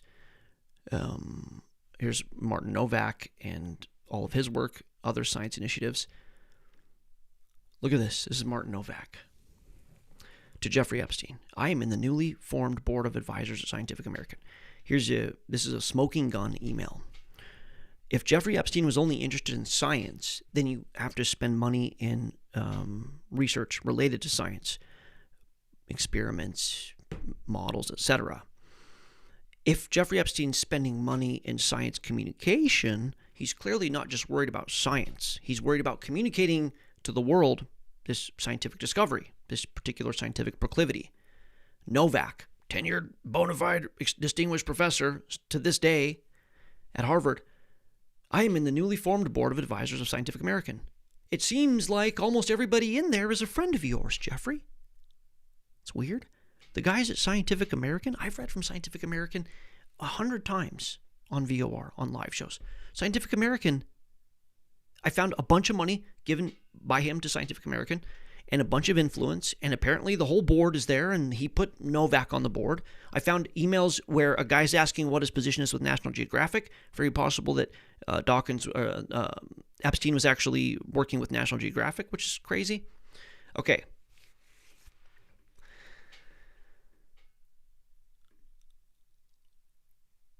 Watch this. It's hard to believe.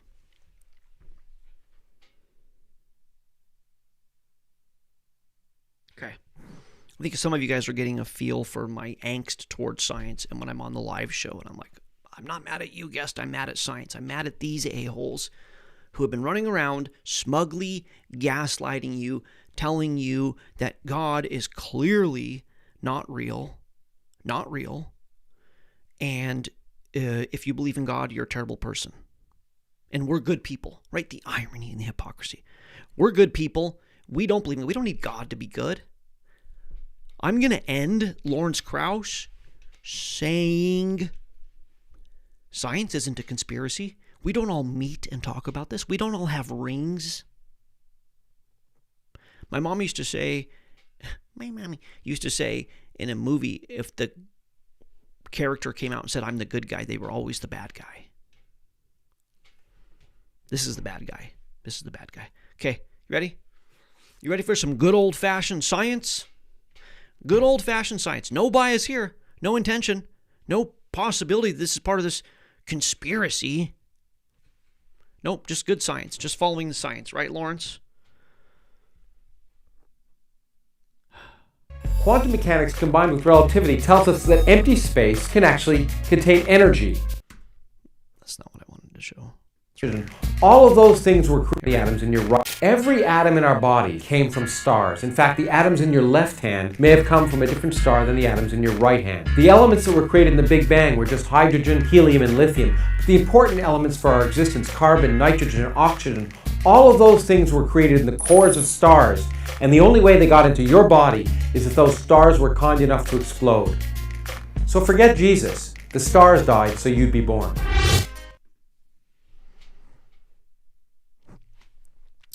Remember earlier, many minutes ago, I was talking about how it's God's economy versus the devil's economy, God's order versus the devil's order.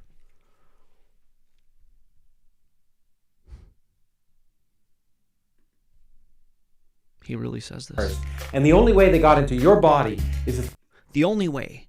The carbon, I want you to think about what he's telling things were created in the cores of stars. And the only way they got into your body is if those stars were kind enough to explode. So the elements you have in your body weren't created. God didn't put them there. The elements in your body got there because of the kind stars who died so you could have life. So forget Jesus. The stars died so you'd be born. And he just loves it. He loves to say this kind of thing. Right? Here's another one. For time. Up. Science has made it possible that the universe didn't need God, that God is redundant. That's a dramatic concept. Now, science doesn't require there not to be a God, but as Steve Weinberg said, it makes it possible to have a universe without one. And that's a central possibility, which makes our current understanding of the universe totally different than it's been for the last 2,000 years. Science has made it possible that the universe didn't need God.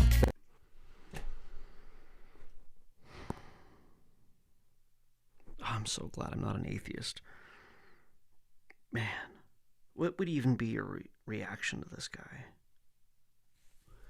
Science has made it possible. So we have figured out a way to tell you all that there is no God. Don't you understand? You're free now. You believed for 2,000 years that Jesus created this reality, that Jesus died so you could live. No. The stars died so you could live. You don't need Jesus. And we've thought for a long time that the universe had to have a creator. No. Science has shown you that we don't need a creator. Listen to what he says. Science has made it possible that the universe didn't need God, that God is redundant. That's a dramatic concept. Now, science doesn't require there not to be a God, but as Steve Weinberg said, it makes it possible to have a universe without one. And that's a central possibility, which makes our current understanding of the universe totally different than it's been for the last 2,000 years. A central possibility, he says. This is a central possibility. A central possibility. Science has freed you from God. You don't need to believe in God. You can do whatever you want to now. Science has freed you from God. Don't you understand? I work for Jeffrey Epstein. I'm paid by Jeffrey effing Epstein to tell you this. He built my department, the Origins department, which he was working at when he made this video 14 years ago. Yeah, he's paying me. I hang out with him. I go to his island. And look, we don't need God anymore because science. See? You might go, oh, maybe he's misspeaking there. Watch this. Watch the consistency. This is about two different orders, God's order, the devil's order. And he's going to consistently say Here's what God says. Here's why science has disproven God. Here's why God is evil. Here's why science is good. He is a priest. He's an astrophysicist. This guy is a priest of Canaanites, of the Canaanite religious system. That's what this guy is. He's a priest of Baal. Watch this. But science can overcome those biases and prejudices and drag us kicking and screaming in the right direction. And that's why the story is neat, but it's also lately I've been thinking in terms of politics why it's also neat, because we need that to cut through the crap that we're hearing about in Washington. The same scientific methods that of skeptical inquiry, of reliance on empirical evidence, of testing, of looking at many sources. All those things are so essential for the working of our democracy, but they're the same tools that have led us to, from just beginning to understand how balls fall when you let them go, to understanding the inner workings of atoms and nuclei and how the universe came to be and why we're here. I just find the story so wonderful that it's a shame more people don't appreciate it. And the best part is the so far part to me, because every day the story gets better. Unlike that other greatest story, which was written by illiterate peasants 2,000 years ago and never changes because it was just as boring then as it is now. And this one keeps changing, and we're surprised every day.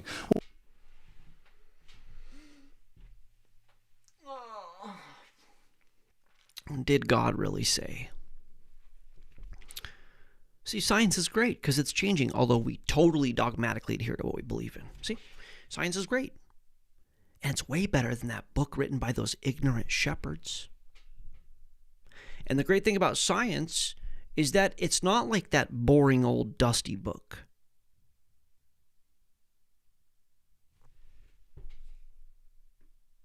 Hearing about in Washington, the same scientific methods that of skeptical inquiry, of reliance on empirical evidence, of testing, of looking at many sources. All those things are so essential for the working of our democracy, but they're the same tools that have led us to, from just beginning to understand how balls fall when you let them go, to understanding the inner workings of atoms and nuclei and how the universe came to be and why we're here. I just find Why we're here. Let's make no bones about it, Lawrence. Hey, can you tell me how the universe got here and why we're here? Sure, yeah, science can do that. Not like that old book, the Bible, written by the ignorant people. The story so wonderful that it's a shame more people don't appreciate it. And the best part is the so far part to me, because every day the story gets better. Unlike that other greatest story, which was written by illiterate peasants 2,000 years ago and never changes because it was just as boring then as it is now. And science can tell you how we got here, how the universe got here and why you're here, which is way better than that boring book written by the illiterate peasants that built our effing language system. It's an interesting thing to call them. I know you don't care about the truth, Lawrence, but very likely that Paleo-Hebrew came from Proto-Sinaitic, which Proto-Sinaitic was the first language system, that Hebrew may be the first language system. So he calls them illiterate, and they might literally be the reason we have literacy. Say that again. He calls them illiterate, and the Hebrew people that wrote the Bible might literally be the reason that we have literacy. It's a tongue twister. Okay, I know you don't care about what's true, Lawrence. You hack. Okay, here's another one. I'm going to rapid fire all the things that he says about this. And make notes of this at home. This is crazy. Okay, watch this. I think science is like art, music, and literature. They all serve the same purpose. Science also produces technology. And somehow people think that's all science is good for. Sure, it produces the technology that's allowing you and I to have this conversation and people to listen. It's allowing you and I to live longer, all of the rest. But the really neat thing about science is it is just like those other things. It changes our perspective of ourselves. Yeah. Science changes our perspective of ourselves. He's being very clear here that what we believe about how we got here, the story about our history, science is determining this. And apparently, he's really excited about this because he could just tell you why scientifically it's okay for him to go to Epstein's Island. And that's what's so wonderful. And I once said that science is one of the purposes of science is to make people uncomfortable. Yeah. Okay, next one. I'm going to rip through. I could go. This whole interview is bad. I actually came to this interview because it turns out that Joe Rogan was invited to the island multiple times by Krauss right after this. He's like, hey, you should come to our island. Look at this comment. Who's finding out? Well, you can't see it. Let me move it over a little bit. Oop, that's the wrong one. Hold on. If you like ADD information, you're welcome. Who's here after finding out that Krauss was attempting to get Joe to visit the island? 603 likes. Yep, that guy, this guy is a pedo hack. It was funny. Whoever wrote that. Came from Jimmy Dore's video. I was sad to see I had thumbed up this when I saw it back in 2017, crying. This is the good news, people. This guy liked this video in 2017. He found out that Lawrence Krauss was actively trying to get Epstein. This guy, let's say it again. This guy watched this video in 2017 and was like, oh, science, I'm smart, I'm listening to science, this is great. Then he found out that Lawrence Krauss was trying to get Joe Rogan to go to Epstein's Island, and he came back to watch this again to see how creepy Lawrence Krauss is and what kind of antics he was pushing on Joe Rogan. And he says, I was sad to see that I had thumbs upped this video when I saw it back in 2017. It's good. People are waking up. That's encouraging. People are waking up. Okay. Continuing. I got to get a couple more of these in here. This one's not that interesting, but I'm going to play it. Damn tired at the end of it. You'd feel like you weighed thousands of pounds. We're swimming through molasses. We just don't see it. It's amazing. It's there. I mean, it sounds like, as I was just saying to a group earlier today, it sounds like religion, right? I think there's an invisible field everywhere that's responsible for our existence. That sounds like religion, except for the fact in physics, we can say that's not good enough. If it's there, we got to find it. And if it's there, what do? If that field is associated with particles, as I like to say, it's cosmic sadomasochism. So they haven't confirmed this, but he explains how science is like religion. You can't see this, but it's there, right? Again, these hats, they're interchangeable. Okay, let's get you more mad. You ready for this? Are you ready? Get ready. It's going to... Every day you'd have the same icicle pattern on your window. It would be different. Just to be clear, that the science that he's doing is directly trying to oppose God's system because he works for the enemy system. He works for the Epstein system. He is trying to directly disprove the biblical system. Everything he keeps saying, this is why science is good, because the Bible's bad. This is how science has disproven the Bible. This is why Jesus didn't die for you, stars did. This is why we've shown that there doesn't need to be a God.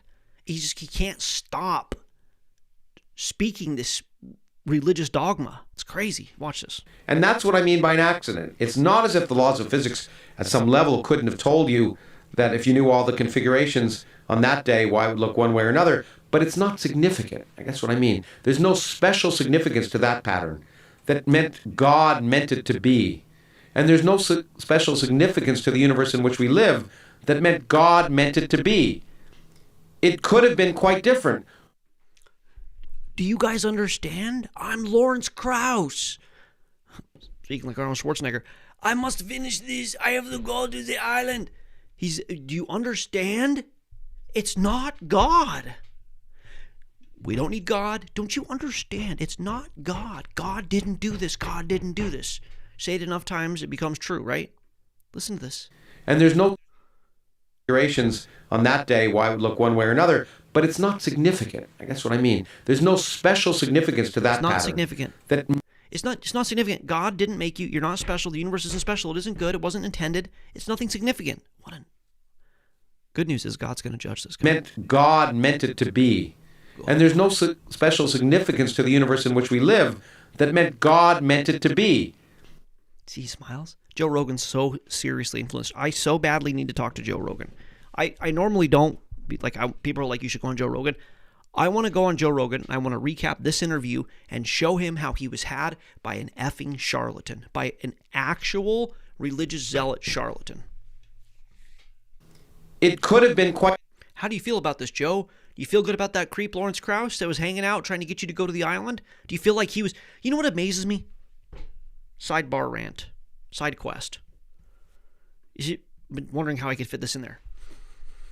It amazes me that Joe Rogan and Alex Jones and Ian Carroll and Tucker Carlson and all these conspiracy people, they're like, oh, this is bad. I talked to that guy and he was in my office and he was telling me all these things as though they were true, and he obviously hates the God of the Bible because he's like into this weird Satan worship thing.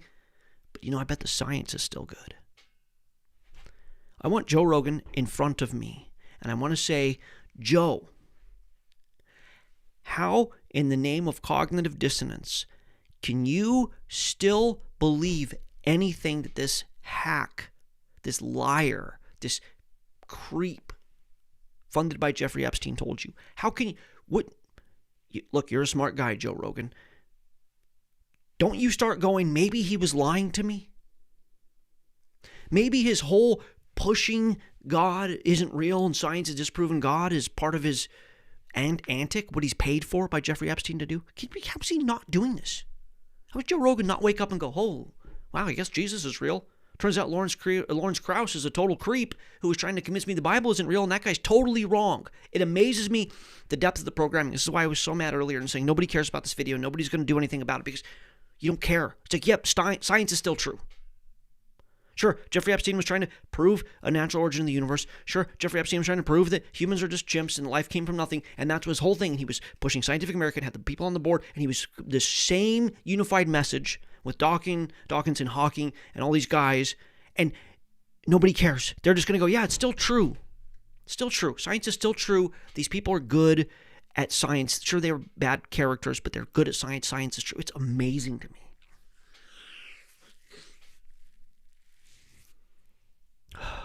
Joe, I need to talk to you, Joe. I would love to see him go, you know what, I really need to reconsider this. Lawrence Krauss continues. Quite different. We should celebrate that it's not quite different because you and I can have this conversation. So it's a wonderful thing that it is the way it is. And let's celebrate that we've evolved, and I can still say that word in this country, we've evolved a consciousness so that we can appreciate all of the wonders of the universe. Let's celebrate that. So it doesn't mean we're meaningless just because the universe has no purpose. We make our own purpose in our own life. It means, to me, in some sense, that life is more purposeful.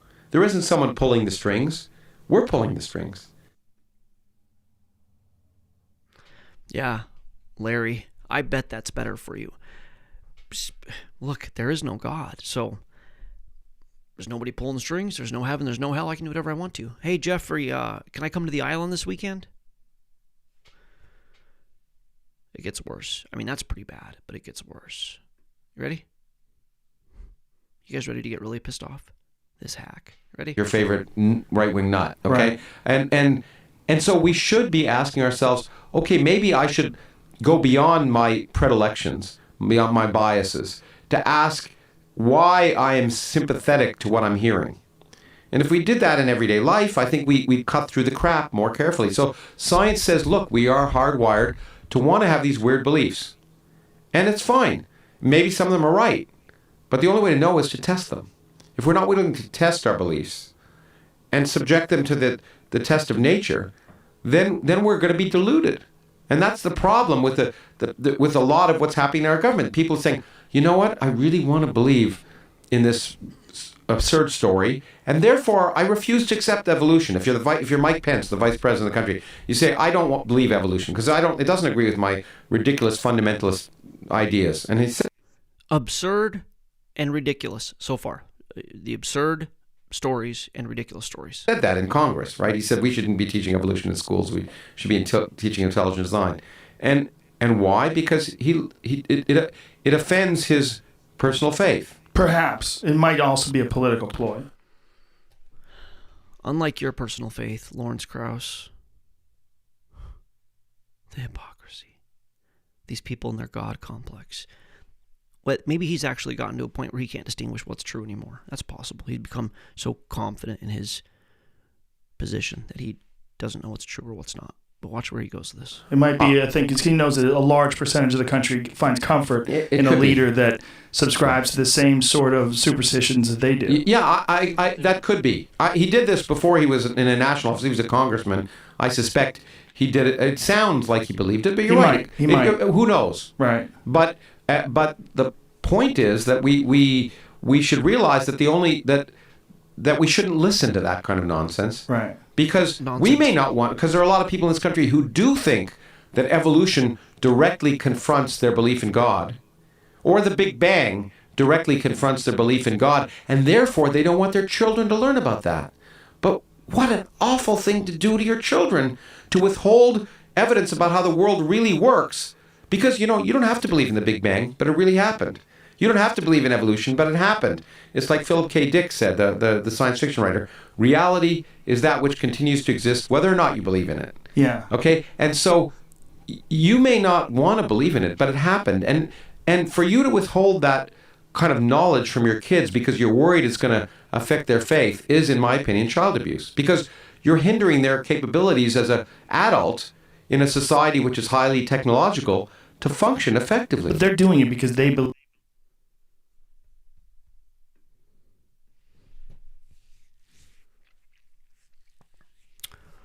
You've heard me say for years on this channel how we've been gaslit and bullied into this belief system. This guy, this liar, this hypocrite, two-faced, split-tongue hypocrite.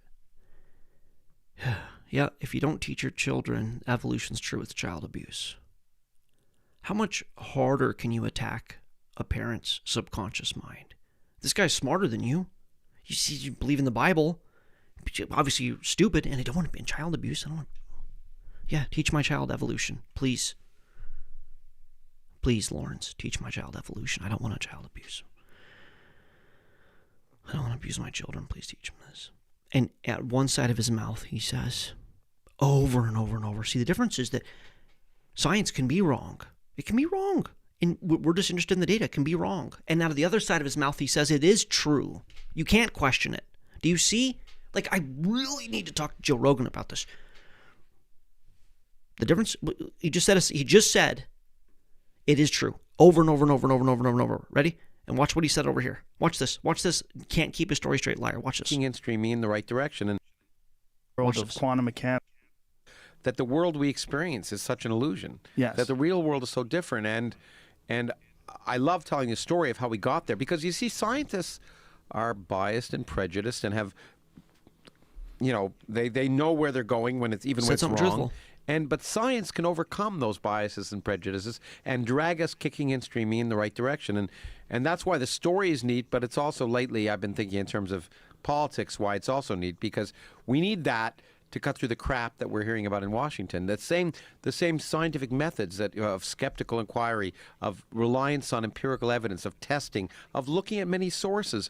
All those things are so essential for the working of our democracy. But they're the same tools that have led us to, from just beginning to understand how balls fall when you let them go, to understanding the inner workings of atoms and nuclei and how the universe came to be and why we're here. I just find the story so wonderful that it's a shame more people don't appreciate it. And the best part is the so far part to me, because every day the story gets better. Unlike that other greatest story, which was written by illiterate peasants 2,000 years ago and never changes because it was just as boring then as it is now. And this one keeps changing, and we're surprised every day. So he says this over and over. Oh, you're watching me. That's funny. Hopefully you could hear it anyways. That's funny. Sorry. I knew I was going to do that at least once. He says, science is changing, and we're skeptical, and we're getting the right results. So this is this moving process, and it could be right, it could be wrong, but it's the reason why science is trustworthy is because it can change. And then he says, it is true. See, it does change, and it will change, and we're only interested in the data, and also it is true. And we have told you this, and you can't question us. And if you do, it's child abuse. This is where gaslighting happens, and this is how they can put cognitive dissonance in. Okay, I know you guys think I've lost the plot. I haven't. I'm finishing up. I said specifically I was going to do the covering of the secret societies and the history of this occult satanic practice, and then I was going to tie it to Jeffrey Epstein, or to science, because Jeffrey Epstein is funding science, and this is something that nobody else is going to cover, and I'm hoping more people will see what's really behind this scientific agenda and how they need this as the priests of their religion, of this occultic system, to disprove God, to tell everybody that God isn't real, because the greatest trick the devil ever pulled was convincing the world, the devil he didn't exist. The greatest trick the devil ever pulled was convincing the world he didn't exist. And you do this by convincing the world that God doesn't exist, and this is what these people's motivation actually are. So it's important, if you're going to send your kid to school, to university, academia, you might end up under Martin Novak or Lawrence Krauss or Steven Pinker. These people have an agenda, and Jeffrey Epstein is the third most contacted individual on Jeffrey Epstein's list. It's like, I think Lex Wexner's up there too. Actually, I'm gonna speak on this for a second. I'm sorry that it keeps going in and out. Again, this is a $2,500 camera, or whatever it is, $3,500, and it doesn't stay in focus. So my other camera's broken. It's good though, again, for everybody, because you don't have to see my face all perfect. The amount of people that are going to forgive Lawrence Krauss for being the third most contacted person on Jeffrey Epstein's list, but are going to take Lex Wexner, who's, the first most, or whoever is the first most, and go see it's Israel. It's a Jewish conspiracy. But they're not going to say it's a scientific conspiracy.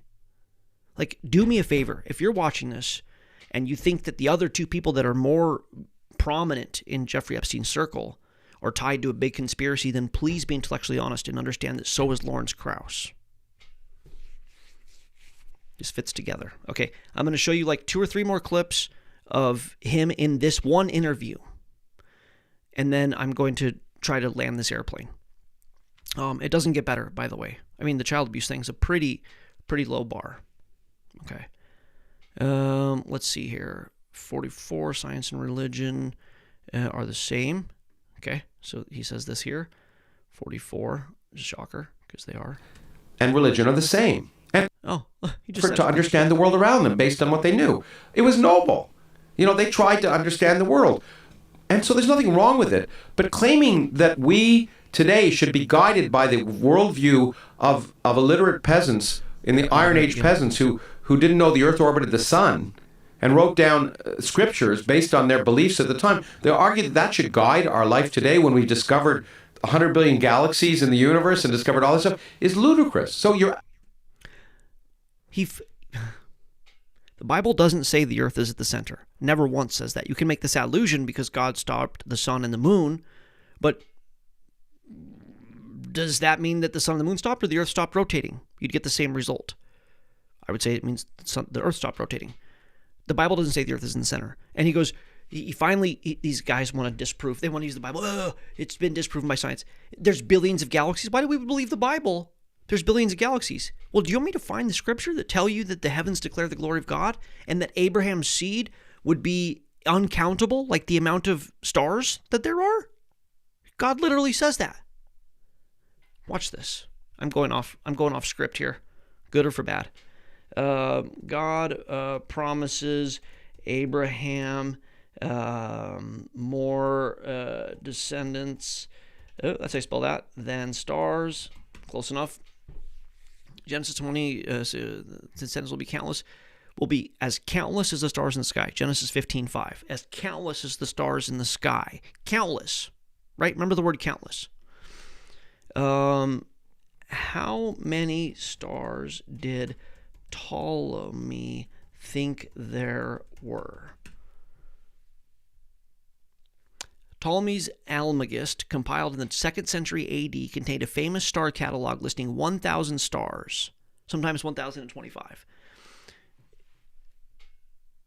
At the time the Bible was written, science believed there was a limited amount of stars. Ptolemy said there was 1,000 specifically. Is 1,000 countless? I can count to 1,000 with my ADD brain. I could sit here, people probably think it's just as interesting as this live show, and count to 1,000. 1,000 isn't countless. The Bible says that his descendants would be as countless as the stars in the sky. So Lawrence Krauss' criticism of the Bible is what? There's no evidence of that. In fact, as Steve Weinberg, you should realize that that we shouldn't listen to that kind of nonsense. Right. Because we may not want. I went too far. Here we go. That's okay. Kids outgrow their parents. Thank goodness. Jeez. And religion are the same. And you're hindering their capabilities as a. Oh man. And religion are the same. This is so frustrating. Be guided by the worldview of illiterate peasants in the Iron Age peasants who didn't know the earth orbited the sun and wrote down scriptures based on their beliefs at the time. They argue that should guide our life today when we discovered 100 billion galaxies in the universe and discovered all this stuff, is ludicrous. So you're absolutely right. The birth of science. We would have predicted 100 billion. Actually, 100 billion isn't enough because you can still count 100 billion, Lawrence. So the Bible's still accurate. And religion are the same. Science and religion are the same. That's actually what I was trying to get to. Be guided by the worldview of illiterate peasants in the Iron Age peasants who didn't know the earth orbited the sun and wrote down scriptures based on their beliefs at the time. They argue that should guide our life today when we discovered 100 billion galaxies in the universe and discovered all this stuff, is ludicrous. So you're absolutely right. The birth of science and religion are the same. And in fact, modern science grew out of religion. People point that out. The birth of science and religion are the same. At least he says something honest there. Okay, let him go, Luke. Let him cook for another minute. 2 more sound bites, and then we'll be off this video. It's not surprising they were all religious, because that was the only game in town. So that helped create the birth of modern science, but science outgrew it. And that's Science okay. outgrew Kids religion. outgrow their parents, thank goodness. Well, I think maybe that might help kids outgrow their parents. Why? I mean, getting religion forced down your throat is one of the best ways for kids to reject it as they get older. For some kids. Kids like you and me. But I get lots of letters. You know, we made this movie called The Unbelievers, and about which followed Richard Dawkins and I around the world as we talked about this stuff. And it was nice, and maybe, and I hope, and it's a well-made film. I like the filmmakers who made it. But I found people come up to me. And I had no idea of this. It's one of the negative aspects of religion that I never appreciated. I have people come up to me almost every day or write me and saying, you know what, I saw the movie and I realized I'm not a bad person for asking questions. And I'm not alone. You know, these people from small towns in Georgia, they have no one to talk to. They think they're the only ones who's asked the question, is God real? Is it okay to not believe in God? And they're told by everyone else, not only you'll go to hell, but you're a bad person. And suddenly they discover that's not true. And so I think there are a lot of people who have that forced down their throats. It's really hard when you're a kid, and have these, and that's why I do think any kind of religion for kids is kind of child abuse, no matter what, because these concepts of a deity and the possible existence of a purpose of the universe are very deep and subtle concepts, and to expect a 3-year-old kid to Okay, who cares? Yeah, hell isn't real. Religion's child abuse. Whatever. I need to wrap this up. Okay, so there's 2 more clips, and the one I'm going to end on is remarkable. This is him talking further about how science is a religion. Watch community this. Because we care about each other, and we have a commonality in other ways. That's another thing that makes science so wonderful, right? I've called the Large Hadron Collider the Gothic Cathedral of the 21st century, because the Gothic cathedrals were built in the 11th or 12th century by thousands of artisans over centuries working together. They had CERN is a temple to science. People in the CERN conspiracy, which I don't adhere to, are going to love that. I call CERN the Gothic Cathedral. Yeah, because it's a scientific religious complex. Watch what he says next. They have a commonality. Science really, much more effectively than religion, I would argue, binds people globally. Because religions are still an us versus them thing. I'm Christian, you're Jew. I'm Christian, you're Islam. Or, whatever it is, I'm Buddhist. It's always us versus them. With science, in principle, it's anyone can do it. And we're all working towards a common goal, which is to understand how the universe works. We're not interested in pushing our own picture. Lawrence, you're not interested in pushing your own picture? Are you being intellectually honest there? Watch this next thing he says. Or joining together to believe anything. That's the other thing people think of is, scientists push evolution because we all get together and at night and with special rings and talk to each other and say, we don't want to believe anything else.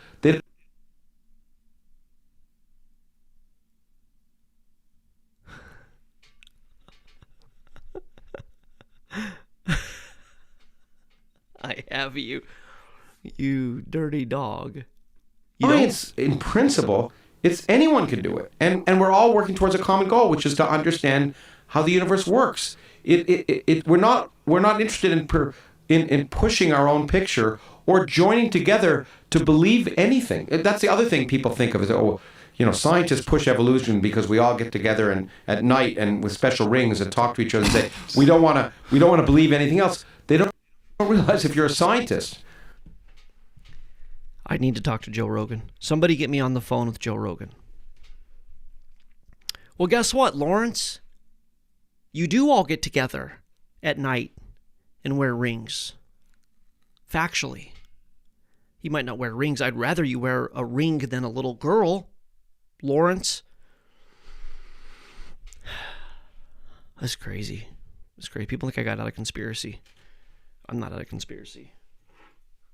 This is the greatest conspiracy ever. Yeah, literally, Lawrence Krauss is funded by Jeffrey Epstein. They literally meet in a secret society that's been going on for thousands of years and talk about how they can convince the world that God didn't create reality. And he's very specific through this whole interview that that's what he's doing. The interview that people are going to go find because it turns out that he's a creep and was trying to get Joe Rogan to come to the island that Joe Rogan refused. Somebody needs to talk to Joe Rogan and say, what say ye about this interview? Go back and watch this interview, Joe, now that you know, in light of what you know, and you tell me if he's trustworthy and if he's a mouthpiece of science, if science is if you continue to think of it as a trustworthy organization. Okay, that's that. This is a quick bite that I wanted to show you guys earlier, and I'm going to show it. I'm at the end of my tabs. This is a distinguished scientist named Dennis Noble talking about the atheist, anti-theist bias in science. Watch this. So, do you think that some of the resistance you've faced from the reductionists has been a kind of fear of religion, that you're worried you're going to sneak God back in? Not only that, I found in a Novartis Foundation symposium organised by one of the great reductionists at University College London, about 1997, that's Lewis Wolpert. I was one of the few to argue against the reductionist case, and I expected 2 or 3 others to help me. One did, another didn't, and he came up to me in the coffee break and said, Dennis, I would support you if I didn't think that brings God back in. That's so weird. And I looked at him and I could not begin to understand what he was saying. Though I do now understand the fear. Of course, in the neo-Darwinist context, there's the fear of all those creationists. Yeah. Somehow or another, if you let this structure collapse, and I think it is collapsing, incidentally. It's a house of cards built on some very bad concepts and some very poor science. Poor because of the insistence that it's the only truth. To, as it were, stop the process or interfere with the natural development of science on the grounds that this will lead to particular religious beliefs is, I think, just a misunderstanding what the process of science is about. But isn't it also just the inverse of what the church did at the time? We can't believe in science because it will lead to not believing in God.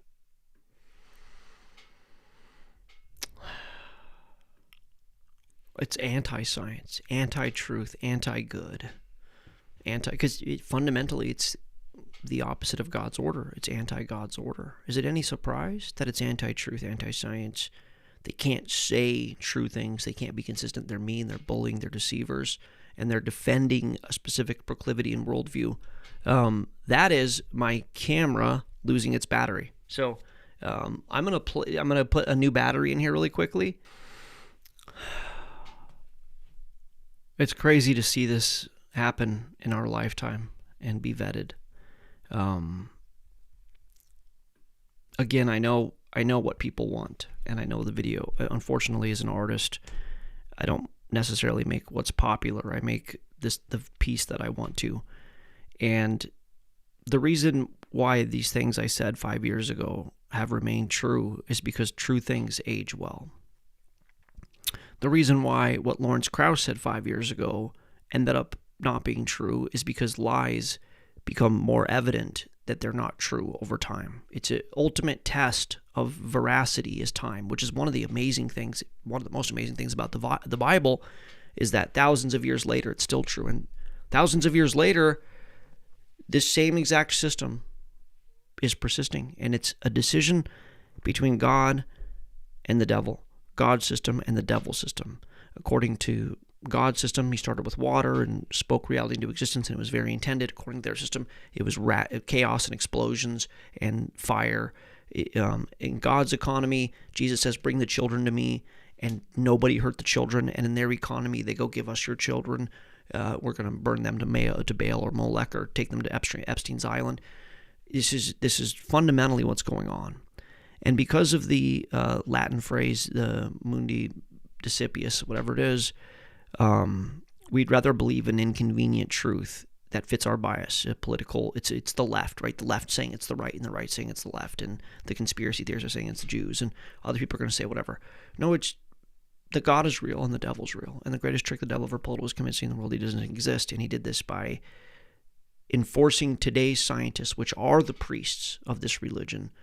He employed them, quite literally through Jeffrey Epstein, to broadcast to the world this idea that science had uprooted God and disproven God. We saw Lawrence Krauss over and over. See, science has disproven God. See, God is evil. See, the Bible's stupid. See, it's not Jesus. It's not God. It's not. Now we can be happy. Now we can be free. We can do whatever we want to do. We're freed up from this mandate of this horrible God who keeps judging us for sacrificing children over and over and over. We build this system where we're all in control and we dominate everybody through slavery and child sacrifice, and then God judges it. Well, we don't have to do that anymore because science has disproven God, see? So we're free to do what we want to do.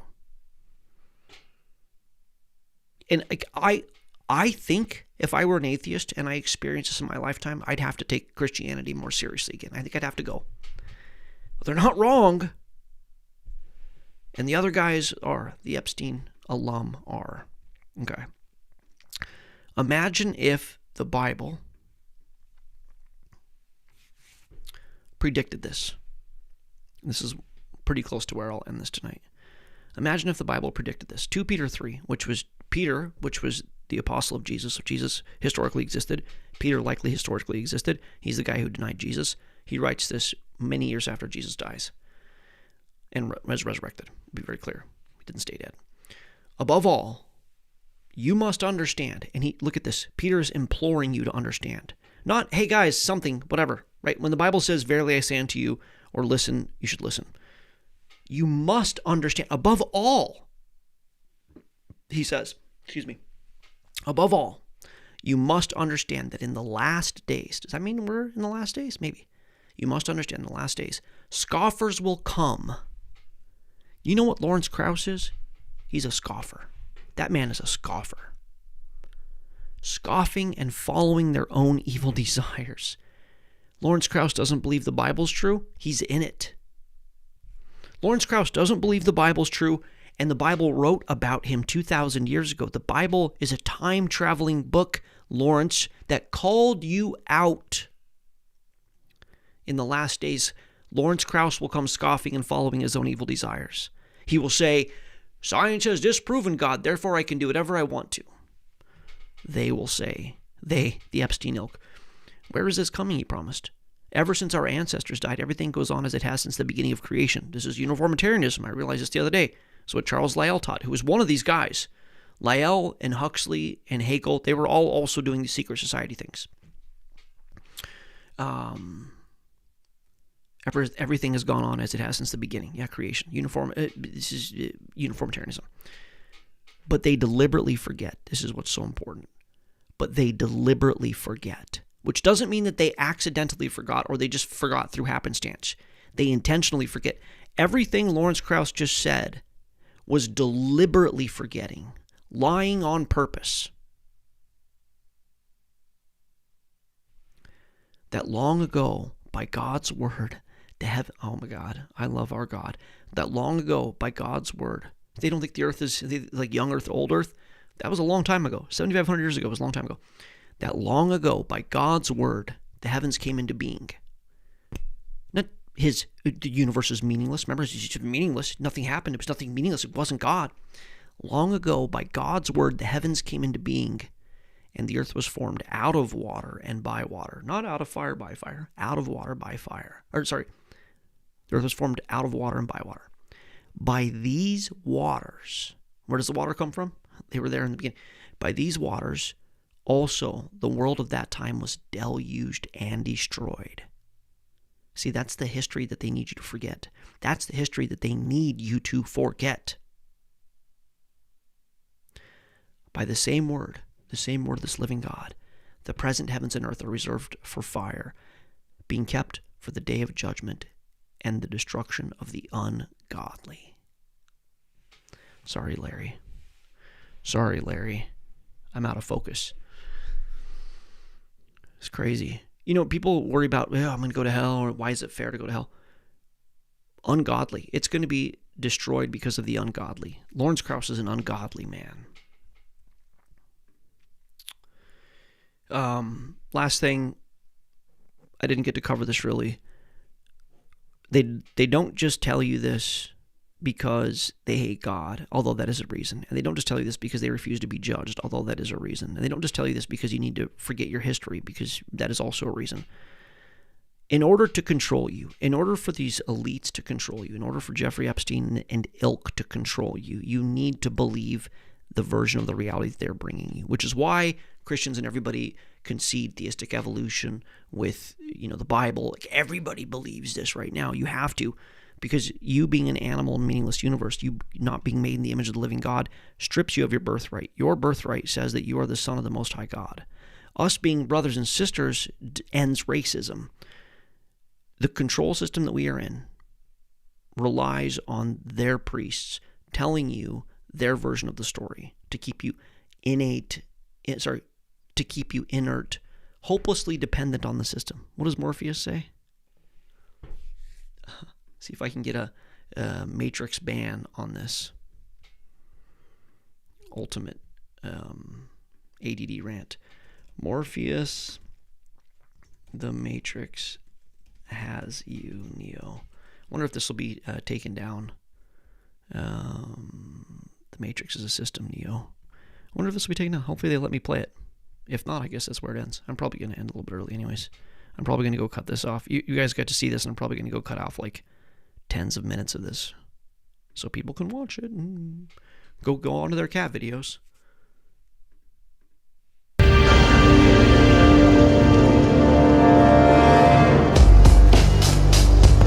The Matrix is a system, Neo. That system is our enemy.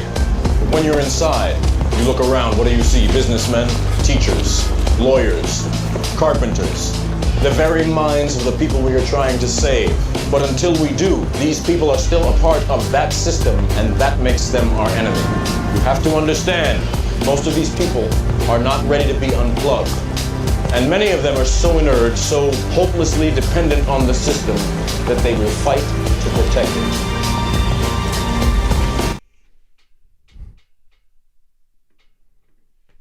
The system that they will fight, and many of them are so inert, so hopelessly dependent on the system that they will fight to protect it. That's it. My work here is done. Jesus says you can't serve two gods. You can't serve God and mammon. If we serve God, serving God is our way out of this.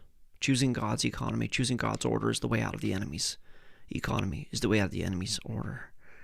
But the people, the very minds of the people that we're trying to free are so helplessly inert and dependent on the system that they will fight to preserve it.